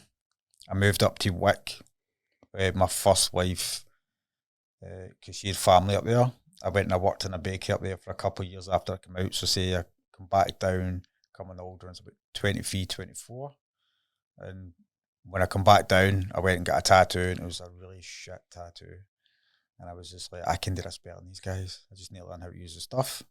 So I started to draw, started to tattoo, talked my way into an apprenticeship. And then for there, my life started to change and transform. Anything going on between your community service and tattooing? No, that was me just like moving from, so when the tag situation was over with and whatever else, I moved up to Wick. It was just like a fresh start. So we up somewhere that there was no history. I didn't have to walk past my brother's flat where he killed himself. I didn't have to see like people that were just instantly, their faces would just trigger me. But we moved up there for a fresh start, and as soon as we moved in, we were labelled as being drug dealers for like Maryhill and stuff like that. Nothing been in Maryhill, you know what I mean? And we were heroin dealers and all that sort. You know what it's like, you know what I mean? Chinese whispers, small town stuff. Aye. So because we were from Glasgow, we were these gangsters and thugs and hooligans and that, and I was never like that. I was never interested in fighting, never. You know what I mean? I hated violence, hated it. And then it got to the point where the trauma kicked in that much that I just let go. And then when I let go, then started to get addicted to the violence. I started to get addicted to the rush. You know what I mean? It was like I have got a very addictive personality. So yeah, the chemical rush that you get and whatever else, and it was just also just being so pissed off with the trauma. You're just like, fuck this. What does that feel like? What? It's like you're pissed off with the trauma. What describe the trauma? Trauma is just constantly feeling like you're being attacked. You just felt like, for me, it just felt like me and my family was just constantly being attacked. And it just got to the point where I was just like, I'm not going to let anybody hurt my family anymore. I'm not going to be anybody. How are they doing that? How are they doing that? Like, so you're going to, like, are you describing what was going on in Wick, or is this before that? No, it's before that. That's what led me to be, obviously. Right, so you're talking about the residue, even in Wick. You're like the residue. Like in Wick, all I was doing was working. I was working night shifts. I threw myself into working in a bakery. I was working 10, 12-hour shifts at night. I wasn't doing nothing. I was just working, sleeping, working out, working, sleeping, working out. That was it. What type of working out were you doing? I was doing cardio. I was doing high intensity stuff. Right. There's been a couple of moments. Did that help? Was you finding that? Exercise definitely works. Moving that stuff about, moving energy about through your body, building yourself up, seeing results in the mirror, something for you to be proud of. You know what I mean? A lot of people that have like had it hard get into training, and it's that pressure release valve. They're just getting it out, and they can just let it all out. And it seems to be, it's massive. Like, everybody should be working at least 15 to 30 minutes a day. Everybody. You know what I mean? Even you know yourself, like, I mean, I'm seeming to like rest days. Like, go out and walk, go and do something. Because you know, we're made to move. Aye. Well, we're not supposed to be sitting on chairs. We're not supposed to be sitting watching TV. We're not supposed to be working our arses off for no reason. You know what I mean? We're supposed to be creative and tapping into who we came to be. Yeah. No, just sitting in front of our box. Well, that was the weekend. I took my youngest son with me. I was going to Conic Hill, doing a meet up for the mindset community. I said I was going to go myself and just take the drone and get a bit of sort of footage and wee bit of content for people who've not seen the place. I said to the wee man, I was like, "You fancy coming along?" I was like, "Yeah, I'll come along," and took him along. And it's like, right, you can be the drone captain. You carry the drone. And George, he was away playing football, and the missus she's like, I'll get stuff done in the house. I was like, no bother. Took him along. Got to the hill. He was like, "Says the watch can tell you how high up you are." I was like, "So it's about just over 1,000 feet." So every wee bit, he's like asking, "How far have we went?" I was like, "Do you want to wear the watch? If you can wear the watch, you can have a look." And in his glory, and I'm looking at him like, this is where we're supposed to be, in nature. Yep. Just free, beautiful scenery, climbing, moving, under our own steam, just getting out in that fresh air. Just watching him, David. I'm like, he's checking the watch like every 50 feet. And he's gone fast. Yeah. I mean, he's moving because he's like, I can go faster. I get higher and higher and higher. And I was like, "Do you want to fly the drone?" Yeah. He's only 8. I'm like, you want to fly the drone? I'll put the drone up. You can fly it. We'll record it, and you can make it your own wee movie. In his glory. And we're descending down. Got in the van. I'm like, "You want a cone?" So we'll stop him. I'll get you a cone. I said, because we did the 2 dogs, and I said, "Mum, we'll get you a cone." No, we'll just get home. I was like, "I'll pop in. I'll get a cone." So that was us in our element. I'm like, that's the way it's supposed to be. See the thought of like, could have easily just said, "Nah, no bother." Just sort of have a rest day, relax and all that. Get out and get in that fresh air and move, because you know how good it feels. Nature's got a way of giving you a hug. You know what I mean, it absorbs negative energy from the body. So if you are ever feeling overwhelmed, go take yourself a walk in some woods. You know what I mean? My missus is like that. See when I can tell when she's getting a bit sort of pent up. Water and woods, trees and water. We were tribal people. We were clansmen. You know what I mean? We had big, massive plots of land where we were scattered out like communities, and we get stripped of that. We get forced down into these lowlands and stacked on top of each other. We're not supposed to live like this. Yeah. You know what I mean, we are supposed to live connected to Gaia. This is demonic. What's happening here? You know what I mean? We're getting stacked on top of each other, and not only that, they're bringing in more, and it's overflowing. and we're losing our sense of identity. I've got no problem with people moving about. I mean, I think that the world should be free to move easily, but ultimately we've got to tidy up our cultures first. Every culture has light and dark in it, but we should be connecting with nature every single day, every single human being. I mean, you look at the Chinese, you look at the way that they take themselves to the gardens and the fields and the parks and stuff like that, and they do their qigong and the tai chi and stuff like that in the morning. They're connecting with Gaia, they're moving energy through their body. I mean, you can do that stuff. You don't have to go and lift like serious weights and become like a mean lean machine. You know what I mean? You can do multiple different types of exercise. You just need to find the one that's right for you. Everybody's different, but there is something for everybody, definitely. So you were training doing cardio and you were doing intensity stuff. Yeah. And I used to be quite big when I first came out of prison. I started training when I was in prison, like properly. I was doing a little bit before that, but when you're in there, you've got nothing else to do. So I started working out when I was in there. Right. So you see what you put on muscle when you were in there? Yeah, I used to be about 14, 15 stone at one point. Got quite big, but I just didn't feel right. I felt like although I was like in decent enough shape, I felt like I was obese. I mean, I did feel like I was too heavy and it was restricting my movements and stuff like that. I'm better anywhere between the way I'm at now, maybe a stone heavier at a push. But I don't like to feel too heavy. I mean, I'm more a speed and explosive kind of guy. Like I like that kind of aspect of it, rather than just bulking on the muscle. Like it's a good look. You know what I mean? And guys work their arses off for it, even the ones that are juicing. So like you got to give them credit for their discipline. It takes a level of discipline to get to that sort of size, but it's just not a look for me, if I'm being honest. I'm more of a sort of athletic, sort of explosive kind of. Yeah. So you doing any sort of athletic stuff while we were up in Wick? No, I was again. It was just I bought myself a treadmill. I wasn't seeing. I never actually saw much of Wick. I was basically just going to work, coming back, doing my bits and bobs, and then I got to the point I'd done that for a couple of years, and I just went right. I need to move through here. Like this life is not for me. This is just mundane. It's like a routine. I need to get back into the mix of it, and I wanted to move back down to my hometown, but the partner I was with at the time, she didn't want to do that, and I used to travel down to Cumbernauld with one of my friends.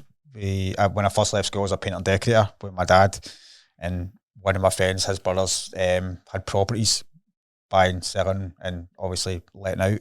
So we used to travel down at the weekends and do a bit of work for him. So Cumbernauld always looked kind of alright as opposed to places I stayed before. There's a lot of greenery there. They've not the nicest of buildings in Cumbernauld, but generally a lot of people are really nice.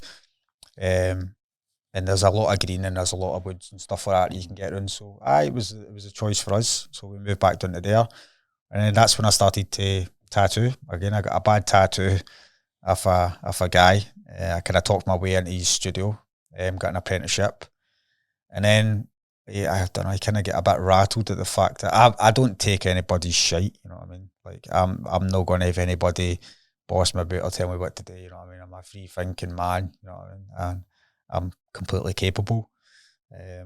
And my talent started to outshine his, and just being the apprentice just in through the door, I mean, you kind of get a little bit cheesed off with it and whatever else. He opened up another studio. He wanted me to run his, but with no extra perks. You know what I mean? I was just to take on the burden of running his shop for giving him half my money. It's like, no, man. It's like that. Ended up we parted ways. I went through a kind of horrible divorce, a custody battle and stuff. Ultimately resulted in me losing access to my kids. And then for there, I met my now ex-fiance. We had a child. I opened up my first tattoo studio. I worked at for a couple of years until my daughter was being diagnosed with autism. And when she was being diagnosed with autism, I'd never had anybody support me, because when through viewing her symptoms and stuff like that, I then acknowledged that it's autism that I've got, and that's why I was the way I was. You know what I mean?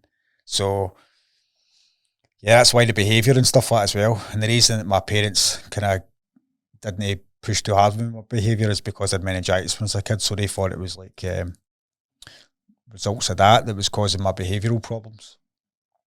And again, that back in those days, like nobody really knew about autism and the trauma that I had experienced, they were experiencing as well, but they just weren't aware of like how much we were absorbing. And because I'm an empath and I'm completely open to it, I'm absorbing everything that's going on around about me.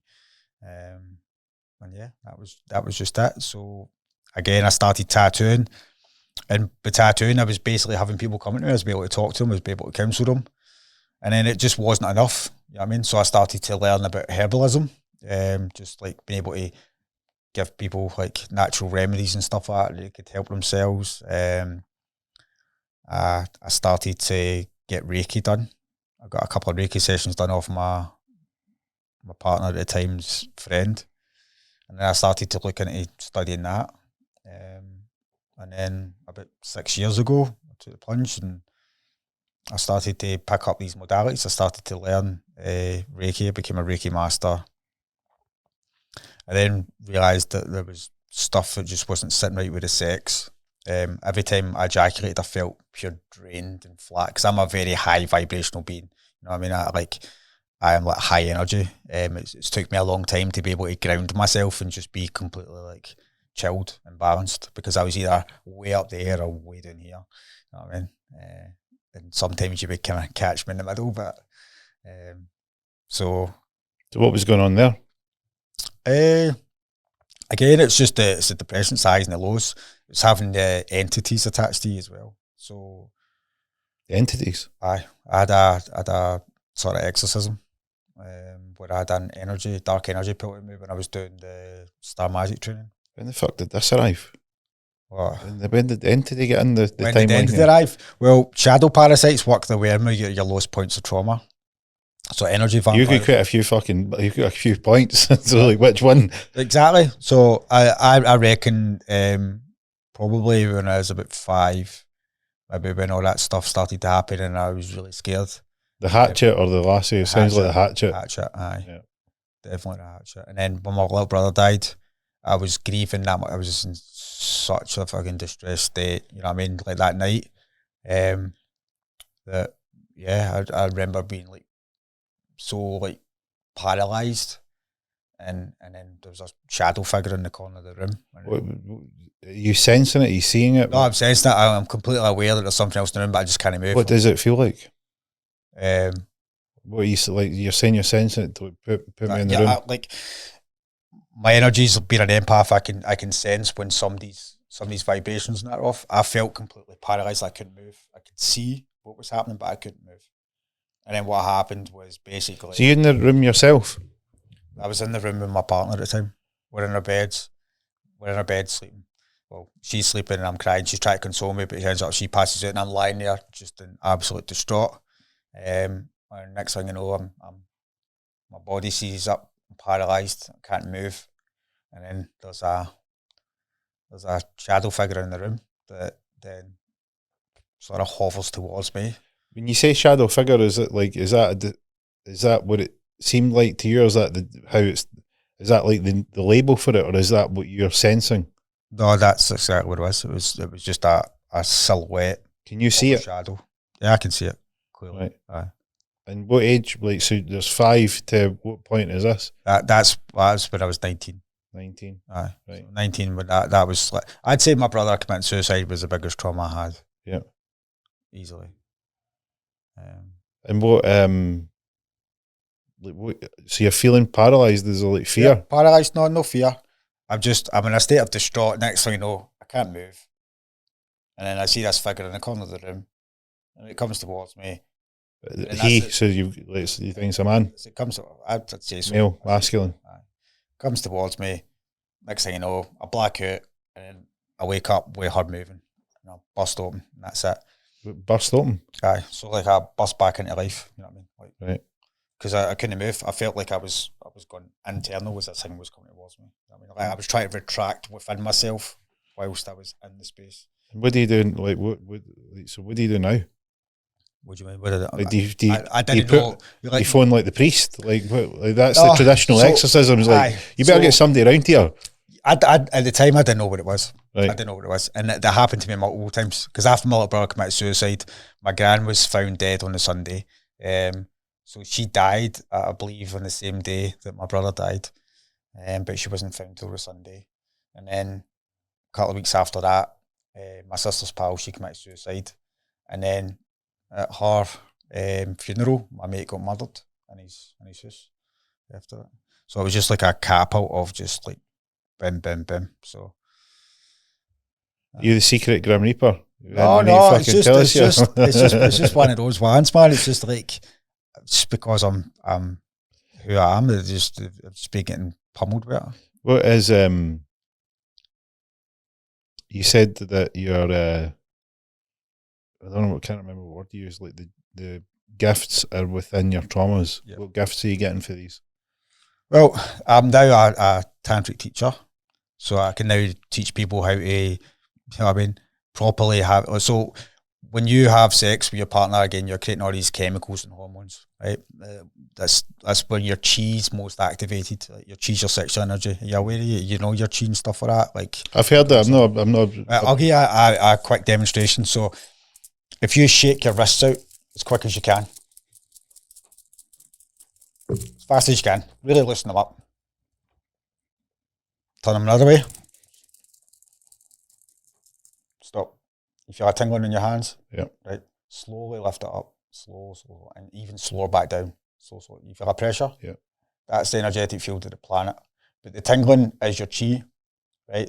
And that's the pleasure. That's the energy that builds up in your body when you're having sex, right? So that pleasure starts to build up here, right? But we don't alchemize that. What happens is we come together, the negative and the positive, the man and the female, they come together, we connect, we start to have sex, we create friction, right? And then what happens, the friction builds up here, and then we deplete it. And we feed all that energy into the lower dimensions. So we basically give it to the fucking darker energies, right? What we're supposed to do is we're supposed to build up friction, and when we get to like a certain point of like 70, 80%, we're supposed to stop, and we're supposed to do breathing and contractual exercises that brings that energy up through your spine, and it comes up through your energy centers. It opens up your heart. You have like a heart orgasm. You have a brain orgasm, and then ultimately you have a full body orgasm. Yeah. And not only that, you bring the cerebral fluid back up into your head. It comes into your brain. It dies for 3 days, and then it magnifies, and then you tap into your Christ consciousness. Yeah, it's a fair fucking leap for the shadow figure in the corner. Yeah, but the sex was so me being triggered sexually was to stop me from coming in. So I've came here to master sex and bring it to the world. That's part of my mission, being here right now. You know what I mean? So before you signed up to come into this realm, yep, that sounds like a good deal. But recounting your life, it doesn't seem like that. A lot of these, if the gifts are in the traumas, I might not have seemed at the time, but this is what it was preparing for. All this bullshit that's happened has led me to this point, the point where I can now teach people how to have sex properly and raise that energy up, and not only that. So again, we spoke briefly about the school system sucking out the feminine energy and suppressing it, right? So your energy, your Kundalini energy is being coiled down through millennia, right? It's been pushed down. And what's happened is it's been suppressed within man. So what happened was the darker energies basically pulled a month out the calendar, okay? So there's 13 moon cycles in a year, but there's only 12 months. So they pulled that out, and that messed with the female menstrual cycles and their connection to Gaia and nature and whatever else, right? And then that allowed the darker energies to work their way into the feminine, and they worked into the feminine, and then they had the feminine turn against man. You want to become more powerful than men, you've got to take the life force. Your sperm is your life force. When you ejaculate, you drain all the biochemistry, all the hormones and chemicals, and all your bioelectricity goes out and into that female. So basically what you're doing is you are actually increasing your death rate, you know what I mean? Because you're going to die quicker, because that is your life force. You use that energy to create life, right? But we're actually ultimately supposed to bring it up through our spine, plant it in our heads, and use it to create the world in which we want to live. That is the Garden of Eden, when you plant your seeds and you feed it constantly. And we get pulled out of that into the lower 3 dimensions. And what we're trying to do is spring that back up. And that's why we need more people taking care of themselves, working better, increasing their bodies so that they can handle these new frequencies that's coming in. Because if you don't do that, you're going to get slammed. If you're still going in the same patterns that's messing up your life and these frequencies are coming in, you're getting hammered. Hammered. What did you do? You were, so come back to the frequencies, because that's a good one. The exorcism, was it like the classic exorcism? No, it's not like that at all. So basically what we've done is part of the training. Which one? Because you've mentioned a few. Star Magic is quantum healing. Right, so you're here. You're at this point where you're 19. You've experienced this first iteration of the shadow figure. That's carried on with me up until we got to September Cumbernauld last year. We got to Cumbernauld. You did start doing the tattooing. Start doing Reiki. I become a Reiki master. What made you want to go into Reiki?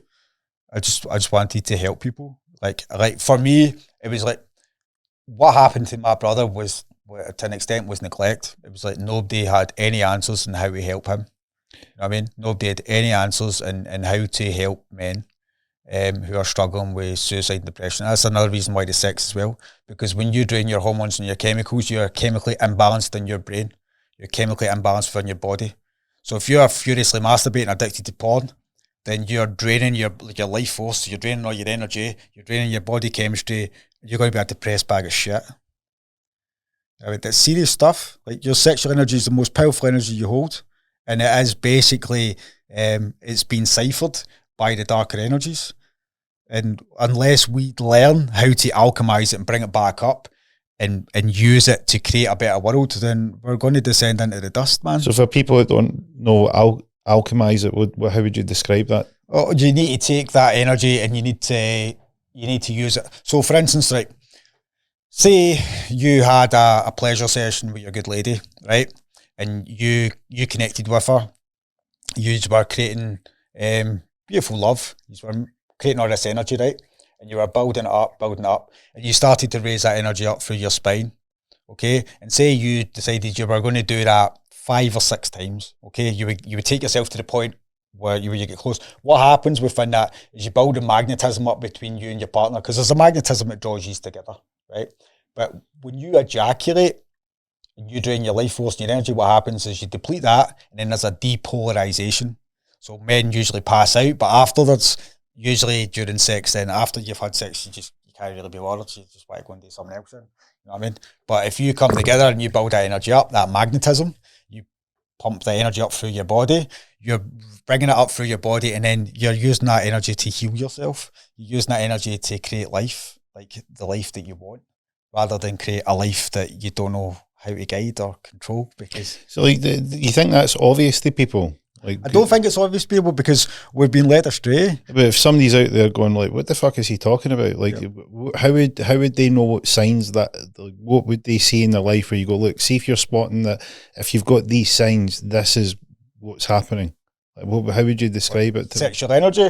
Like, for instance, if they're like, right, look, say there's people out there, you know, are they not making a connection? Are they feeling dissatisfied? Are they, you know, addicted to porn? Are they like, they'll be, right? If the idea is, hey, look, you can alchemically transmute this energy from the life force into, you know, the creative element that you want to manifest this wonderful life that you want to have, which sounds great. People out there are like, yeah, I'm into that. And it's like, well, to do that, there's got a process. And that process, so as soon as you say process and it's work, they're like, nah. But it's not work, it's joy, because you can then, you can make love for longer.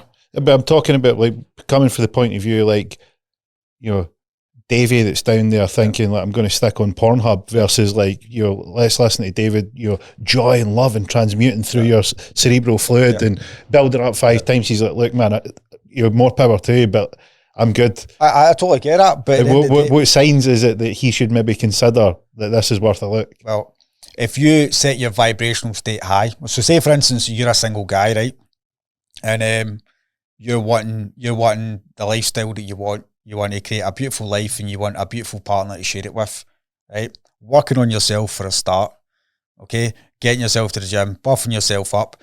But if you're going to pleasure yourself, don't just go straight into furiously masturbating. Like, actually, like, show yourself some love. Like, warm yourself up, pleasure your body, breathe, pump in, contract that energy up, massage your body, move it through your body. And then what's going to happen is you're going to start to raise energy up. As you cultivate the energy, what you're going to do is you become more magnetic because you're not spilling your energy. So you're going to become more magnetic, not only to partners, but to everything you want for the universe. The universe is like a black mirror.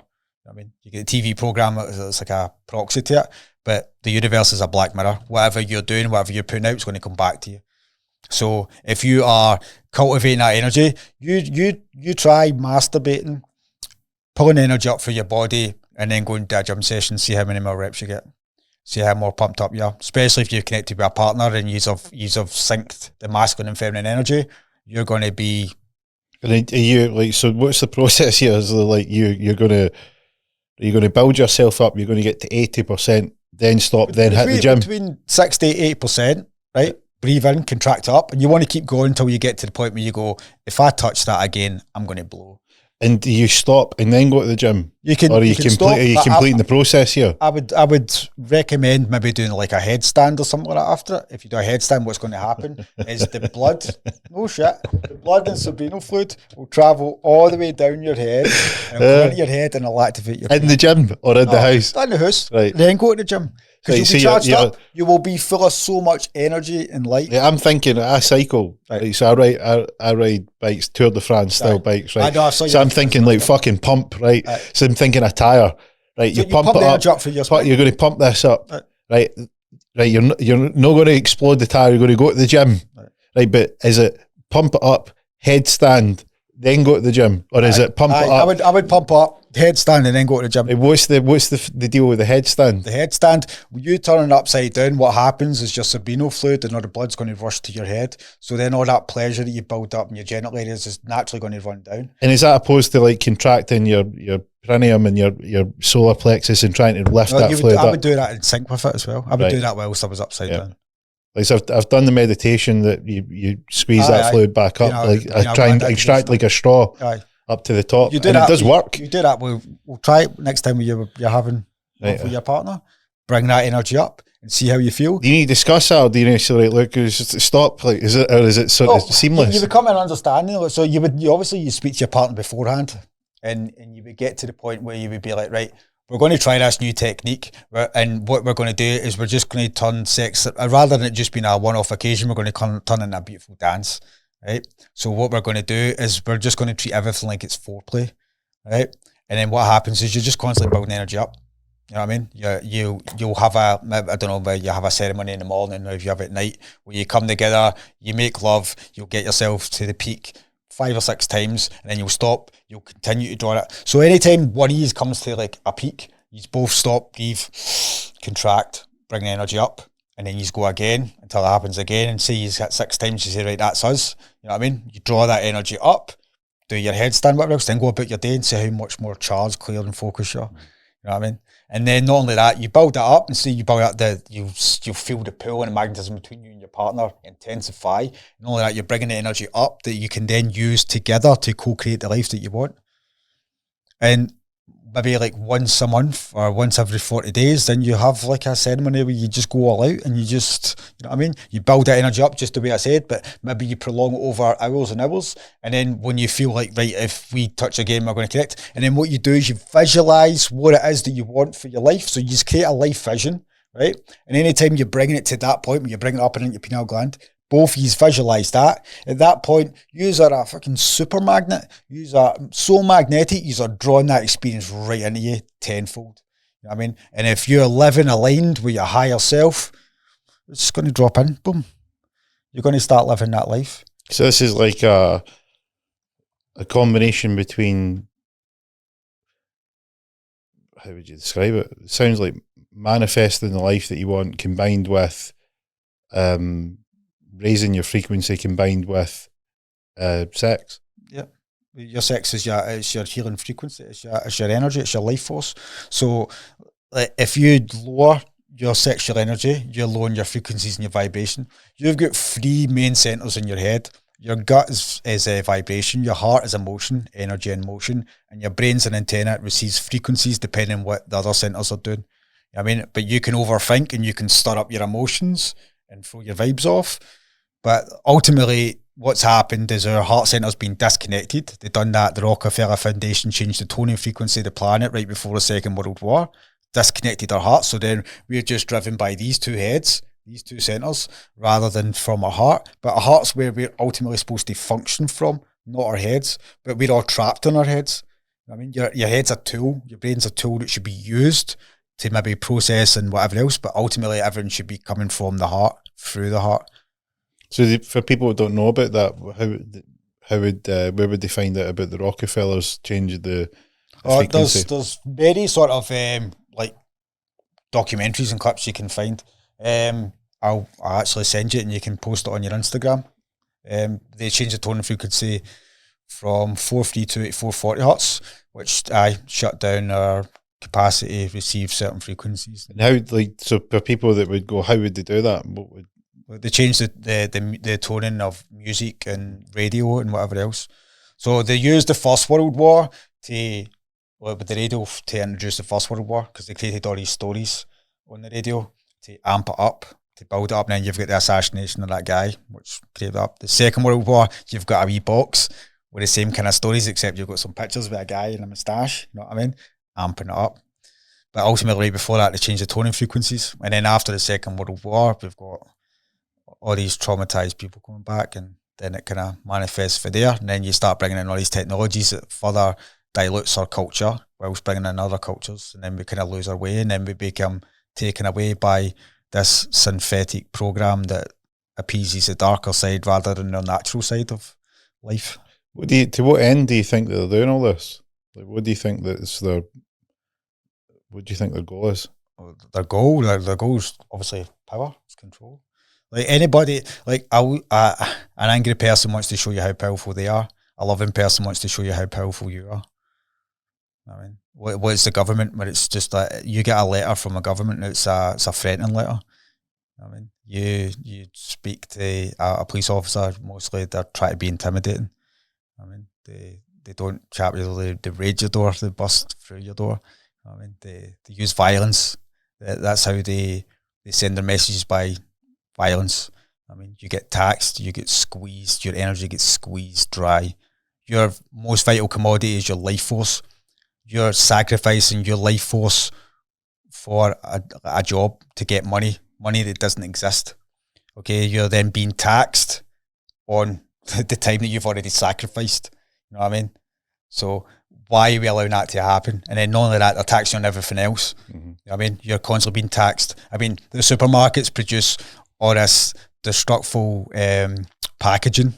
I mean, why are they not fitting the bill for disposing of it? Why are we paying for that? We're paying for the packaging, we're paying for the product. Why are we then paying for the rubbish to get taken away when all we should really be eating is fruit, vegetables and protein? You know what I mean? Mm-hmm. So why do we need to be having all this packaging in the first place? Why are car companies making all these cars that are falling apart when you can make a car that can run off free clean energy that is indestructible?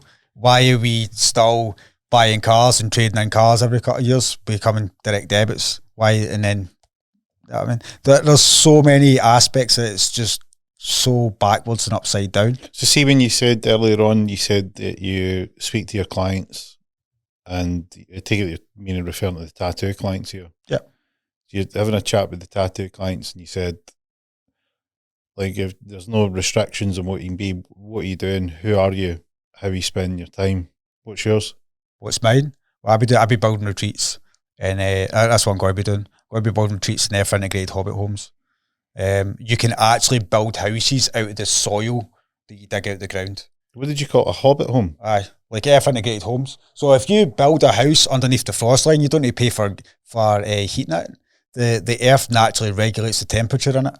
And you're also creating a structure that is potentially indestructible. They built these sort of structures over in Asia, and when they had all the big earthquakes, all the skyscrapers come down, these structures were still standing.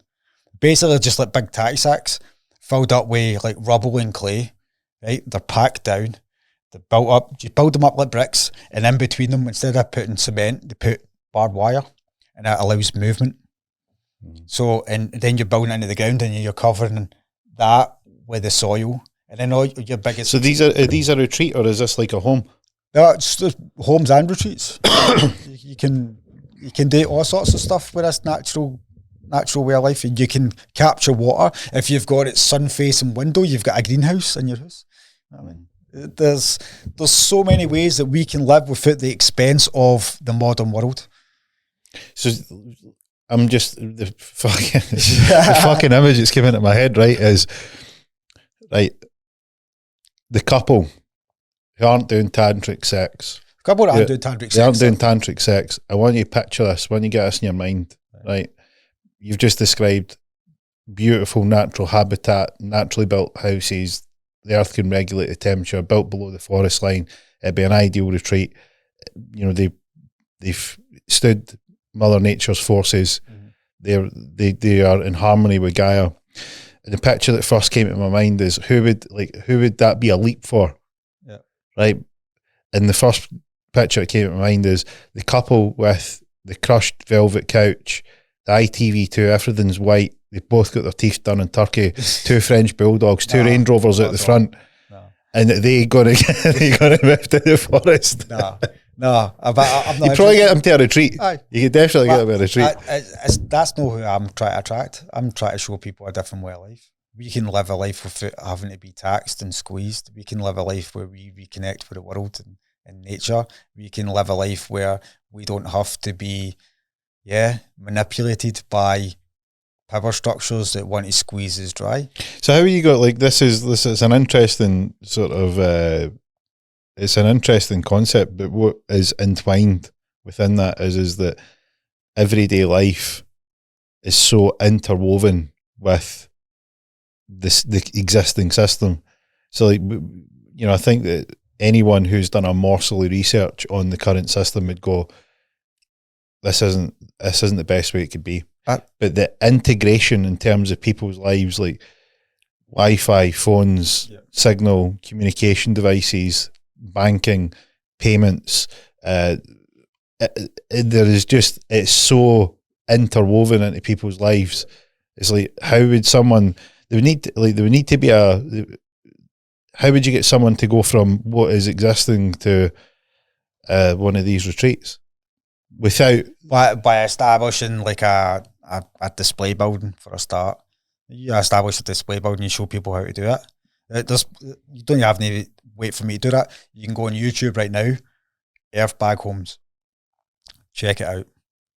It's time consuming labour wise, but ultimately you're going to get a better structure than you have for a new building site. You know what I mean? And you're going to pay a fraction of the price. So all you need to do is get a handful of skilled men who are willing to sacrifice their time, you know what I mean, who have got enough money to feed them until that property is built. That's it, done. You know what I mean? Like, it was a rite of passage when we were clansmen to build our own property. We would go through a ritual of going from boy to man, where we would get taken away for the elders in the clan. We would get taught how to become a man. Where's that now? It's not. And then what do we do? So we go to school, right? We get programmed on how to think and how to feel or not to feel, right? Then we're told to go and get a fucking job, right? Who wants a job? Nobody wants a job. People want a life. People want a career. A career is the direction in which your life's heading. Most people's lives aren't in a career because it's not career in any one which direction. It's stuck in a place making some prick upstairs rich, and he's not even upstairs because he's away in his fucking private island, or he was at Jeffrey Epstein's, who knows. But ultimately we are sacrificing. It doesn't matter the quality of the person, you know what I mean, like the lifestyle which they're living just now, you know what I mean, like the classism's got to go. It's no doubt about it, because how can you have equality in the world where you've got such inequality? You've got people who are billionaires and you've got kids who are starving to death and being stolen, you know what I mean, and traded. How's that justification? How can anybody be happy with himself sitting with all those fucking alleged amounts of fucking money, right, and no being in it doing something productive with that. I mean, Elon Musk apparently can make everybody a millionaire. I mean, if he really wanted to change the world, why is it not already changed? Because they're not ready for it. Who's not ready for it? The whole world. The whole world's not ready for it. But you try to tell me you cannot give. If you gave everybody $1 million tomorrow, right? What do you think would happen? I totally get what you're saying in that aspect. It's fucking chaos. I totally get what you're saying in that. But if you taught people how to take care of themselves, you don't have to make everybody a millionaire. All you've got to do is change the education system. I mean, or create a different one. We don't need to fight that system. If you fight the system, you're still feeding energy to it. If you create a different system, then that gives somebody an energy to move into, you know what I mean, an avenue to move into, rather than having to fight against a system. It's already set up, it's already corrupt. I mean, how many decent people went into politics and became corrupt? How many decent people have been in there and tried to do something you can't, because you're up against a fucking machine that's in full throttle, right? But if you create something else, an alternative for people, right? I'm not talking about alternative where people talk about alternative gender roles or any of that kind of stuff. I'm talking about a true alternative where people can then reconnect with the planet and start to live a better life. You know what I mean? Where they are living in harmony with themselves and within nature. I know millions of people that would take that. You think so? Aye. Think it's that high? Yeah. I think the amount of dystopia in this world. Yeah. I mean, like, we have tribes, we have people that do that, we have woods, but there's people that if they wanted it enough, they could get there. How many of them are doing it? I don't know. They don't know how to start it, they don't know how to get there. Well, you could go to any of these tribes that are on the coastal plains, all these islands down the Amazon. You know, they're not here, are they?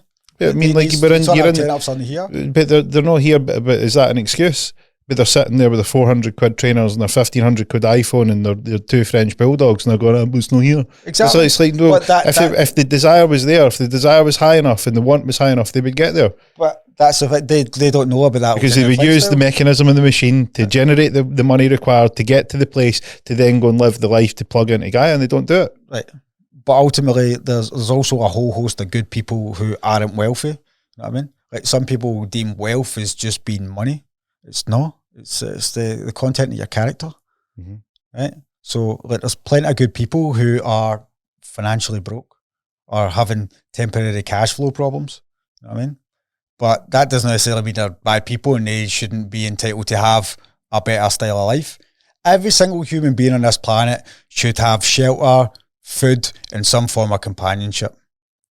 And you try to tell me with all the wealth and all the resources on this planet that can't be attained? I don't think that's the answer. What? I don't think the answer. I don't think the answer is well. I don't think. I think there's a big danger in that. I think there's a massive danger in. There's a massive danger of staying the way it is. There's a massive danger in just allowing the status quo to continue. You know what I mean? So we can either just allow it to continue, sit and scratch our heads, or we can start to do something. We can start to move in a different direction, because that's ultimately the only way it's going to change. That I'm not just saying that my idea is the only one and the best one. I'm saying that it's an alternative option, and it's an alternative option that should be viewed. There was an amazing guy who created templates for us, the Zeitgeist trilogy. Have you seen it? No. Right. So I think the second one, so it's 3 massive long documentaries. I highly recommend every single person watches it. It shows you how religion's been set up. It shows you how the banking system works. It shows you how the corrupt corporations work. It shows you all the technology that's been withstand. I mean, what's been taken away from us and we're not allowed to get access to, the cures for cancer. It shows you these inventors that have created all these templates for towns where people can all live free, clean and happy. You know what I mean? Where we live off the tourist fields and stuff like that. It's all there. The information's been there, but it's been restricted from us. Now, we live in a time where information is abundant, but we're too distracted with the gadgets and with the, you know what I mean? This is what I mean is like, so the templates are there, and let's just say that the Zeitgeist is correct, the trilogy, the Zeitgeist, let's say it's there, let's say the technology exists, let's say the plan's there, right? So now we need consciousness to move into it. This is the big, like that, the consciousness isn't money or wealth distribution or anything like that. You're talking about a paradigm shift in people's entire focus. It's happening. It's already happening. It's just we're moving from the 3rd dimension into the 5th. And through the fourth dimension, which is illusion, you know what I mean? It's what we love and what we don't love, what we actually need and what we don't need. You know what I mean? What do we actually need in society? Does every single person inside our house need a car? You know what I mean? No. Does every single human being in the planet need a car? No. Could we have cars that we share as a commune where, you know what I mean, the cars are just sitting there and people, all these options are there, they're available. So why do you think we don't do them? Why? Because we've not been pointed in that direction, we've not been led that way. You know what I mean? That doesn't come into the forefront. So what comes into the forefront is people's Netflix. People are sitting watching horror. So people are sitting watching fucking soft porn or whatever else it is they're watching, whatever crap it is. But people are wondering why they're so scared and anxious when they're sitting watching people getting stabbed to death on it, or watching. I mean, women are the worst for watching programs on serial killers and then wonder why they're fucking scared to go out. Makes no sense. You know what I mean? So why is that? It's a program, TV programs, you know what I mean? What do you think's next for you then? Are you going to be building this retreat anytime soon? I'm going to be helping people understand how to use their sexuality. I'm going to be helping people heal. I can't heal anybody. I can create a space within themselves and hold a safe container for them to do so. I can give them the tools to help themselves, but ultimately I can't heal anybody. They've got to take what I give them and use that and apply that in their life and integrate it in their life, or it's not going to work. Because what happens is you'll get like a quick fix and then it'll crash again. It's like Reiki. Like I started with Reiki and it was really good. You would give somebody temporary relief, but it's not as the same as Star Magic. Star Magic, you're going in there. What's Star Magic? Star Magic's like quantum healing. So it's using the quantum architecture of the human being. You're cleaning them up using, biological computer. You're an avatar in a computer game, right? Using basically like quantum mechanics and codes to go in and reprogram you and restructure you, and pull out entities, pull out trauma for this life, go into past lives, look at what trauma needs to be pulled out for that, clearing you up and sending you on your way. You also use breath work, activate the breath work to the trauma to bring it up, to alchemize it, a whole host of different things. So what was like for someone that'd be interested in Star Magic, how would you describe what that looks like in terms of like if they're comparing, like for instance Reiki, is it like a Reiki? What type of session? How would you describe a session of Star Magic? Reiki's old world energy.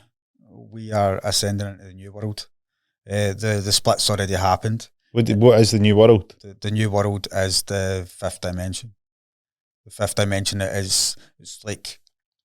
it's a frequency. It's a different plane of existence. You meet different people. You're on a different plane. You're vibrating at a different rate. You can manifest quicker. You're tapped into the field. Like you can sit and ask the universe a question and download the answer instantly. It's basically phenomenal stuff. So this is all ancient Egyptians and ancient. This is all this technology and all this information come back into the forefront. That's what Star Magic is. Star Magic is all the ancient knowns and wisdoms coming back in. Right, and is that something that you, who would you suggest that that's good for? That Star Magic's good for anybody. If you're suffering from depression, get a Star Magic healing. If you want to learn how to help people, I truly believe if one household in every country, right, had a healer, you'd have no need for GPs and hospitals. You're instantly cutting edges. Say again, one healer in every household. Right. So if one healer, if you had one person within a family that learned how to heal, then you're instantly cutting the stress on NHS. Instantly. I've helped people like I've been struggling their entire lives, and I can spend like 30 minutes with them, pull some dark energies at them, pull some trauma at them, send some new frequencies into their body, and then send them on their way.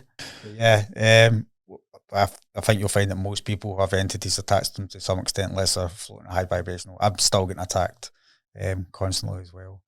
It's just part of the game that we're in.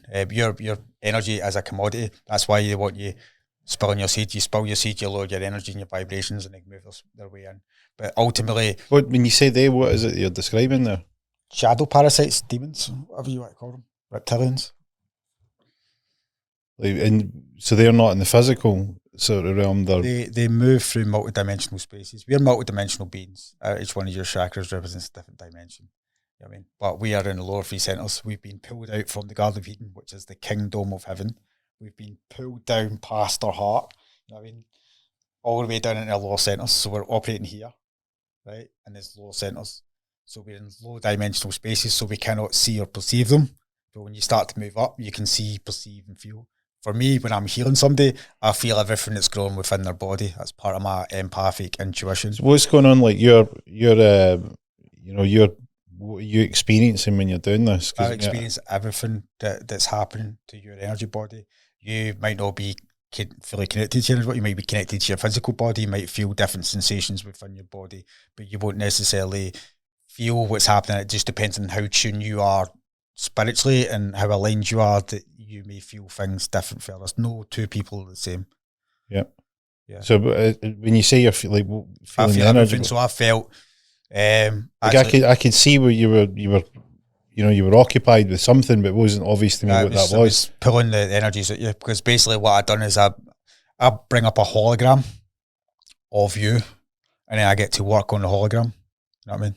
And then what I do is I start clear, but while I'm doing that, I don't visualize as well as most people. I'm an empath. I feel it. I feel everything. Yeah. So basically, what you were seeing there was the struggle of me pulling those demons at you, and sending them either go back through source or away to wherever it is they need to go in the universe to learn their lessons. And that's what's happening. That's why kids are being marketed. Your sexual energy is your most vital commodity, and kids are the purest source of energy. They are the lightest energy, and that's why they're being mass. It's absolutely atrocious that's the state of the world. But that's why we need men to come to their own, and we need more masculine men who are willing to take it to these people and to build something better than what's here, because these cities are failed experiments. We are capable. We get told we're overcrowded, we're overpopulated. You drive, fucking 10 miles in any other fucking direction, you're surrounded with fields. You know what I mean? Even you look at the map of Scotland, you look at how where it's populated, it's mostly empty. Well, we need to start occupying the mountains, because we're moving at a time where the water levels are just about to rise. The natural cycles of Gaia, it's going to come and wash away everything that's not moving in the direction of her. It's good we've got a few of them here. Exactly, and that's what I'm all about. Do you do see if there's people interested in getting a session with you, how would they get in touch with you? You can get in touch with me through social media. I'm actually going to probably just start doing a free sort of healing session in the parks, whatever else, just for anybody who's suffering from depression or feeling low or going through whatever. I'm going to start. I might even start. In fact, I'll do this Sunday. This Sunday, if there is anybody who is suffering from any sort of depression, any sort of mental or physical unwellness, and they want to start changing and transforming their life, I'll be in Kelvin Grove Park on Sunday at 1 p.m. Next to the fountain. If anybody wants to come and do some qigong and some breath work and start to understand themselves a bit better and how to use their body and how to start to transform their life, then feel free to come along. You know what I mean? What will they need? An empty stomach and a bottle of water. I don't want them spewing all over the park. Yep. So, if you want to change your life, breath work will oxygenise your body. It will transform your body chemistry. And you will get high on your own supply. I will teach you how to get high on fresh air, and that's how I live. I live walking about high on fresh air in life, and it's the best way. You know what I mean? I don't have to get drunk. I don't have to do anything. You know what I mean? I can just breathe. Well, good. There's the invite out for this Sunday, 1 o'clock. It's been a pleasure having you on. Thank you very much. Thanks for coming and telling your story, the twists and turns, and my first experience with Star Magic. And great to see that you've made this wild sort of journey to finding a purpose and a goal and a dream that you know, all these trials and tribulations through your life, you've been able to work through, you've been able to figure that out and find what your true calling is, and walk the walk, because a lot of people, you know, they're stuck in this sort of mindset or you know, limiting belief of what can be done, you know, and it takes a bit of courage to step out there and be brave and go and live that life, you know, and ask those sort of empowering questions where you go like, what if? So it's great to see you start and develop that, especially hearing from you firsthand what you went through. So absolutely awesome. I hope people join you and Kelvin Grove and come along, start changing their life. I'm sure it'll maybe be a multi-part episode, because I think we could spoke for another 4 hours. Definitely. But to save the brains of people out there, we'll cut this one here, and we can join in for the next episode. Thank you very much. Pleasure having you on. Thanks very much. And I want to thank you for holding space for people to come and express themselves. I want to thank you for being a strong masculine role model in society.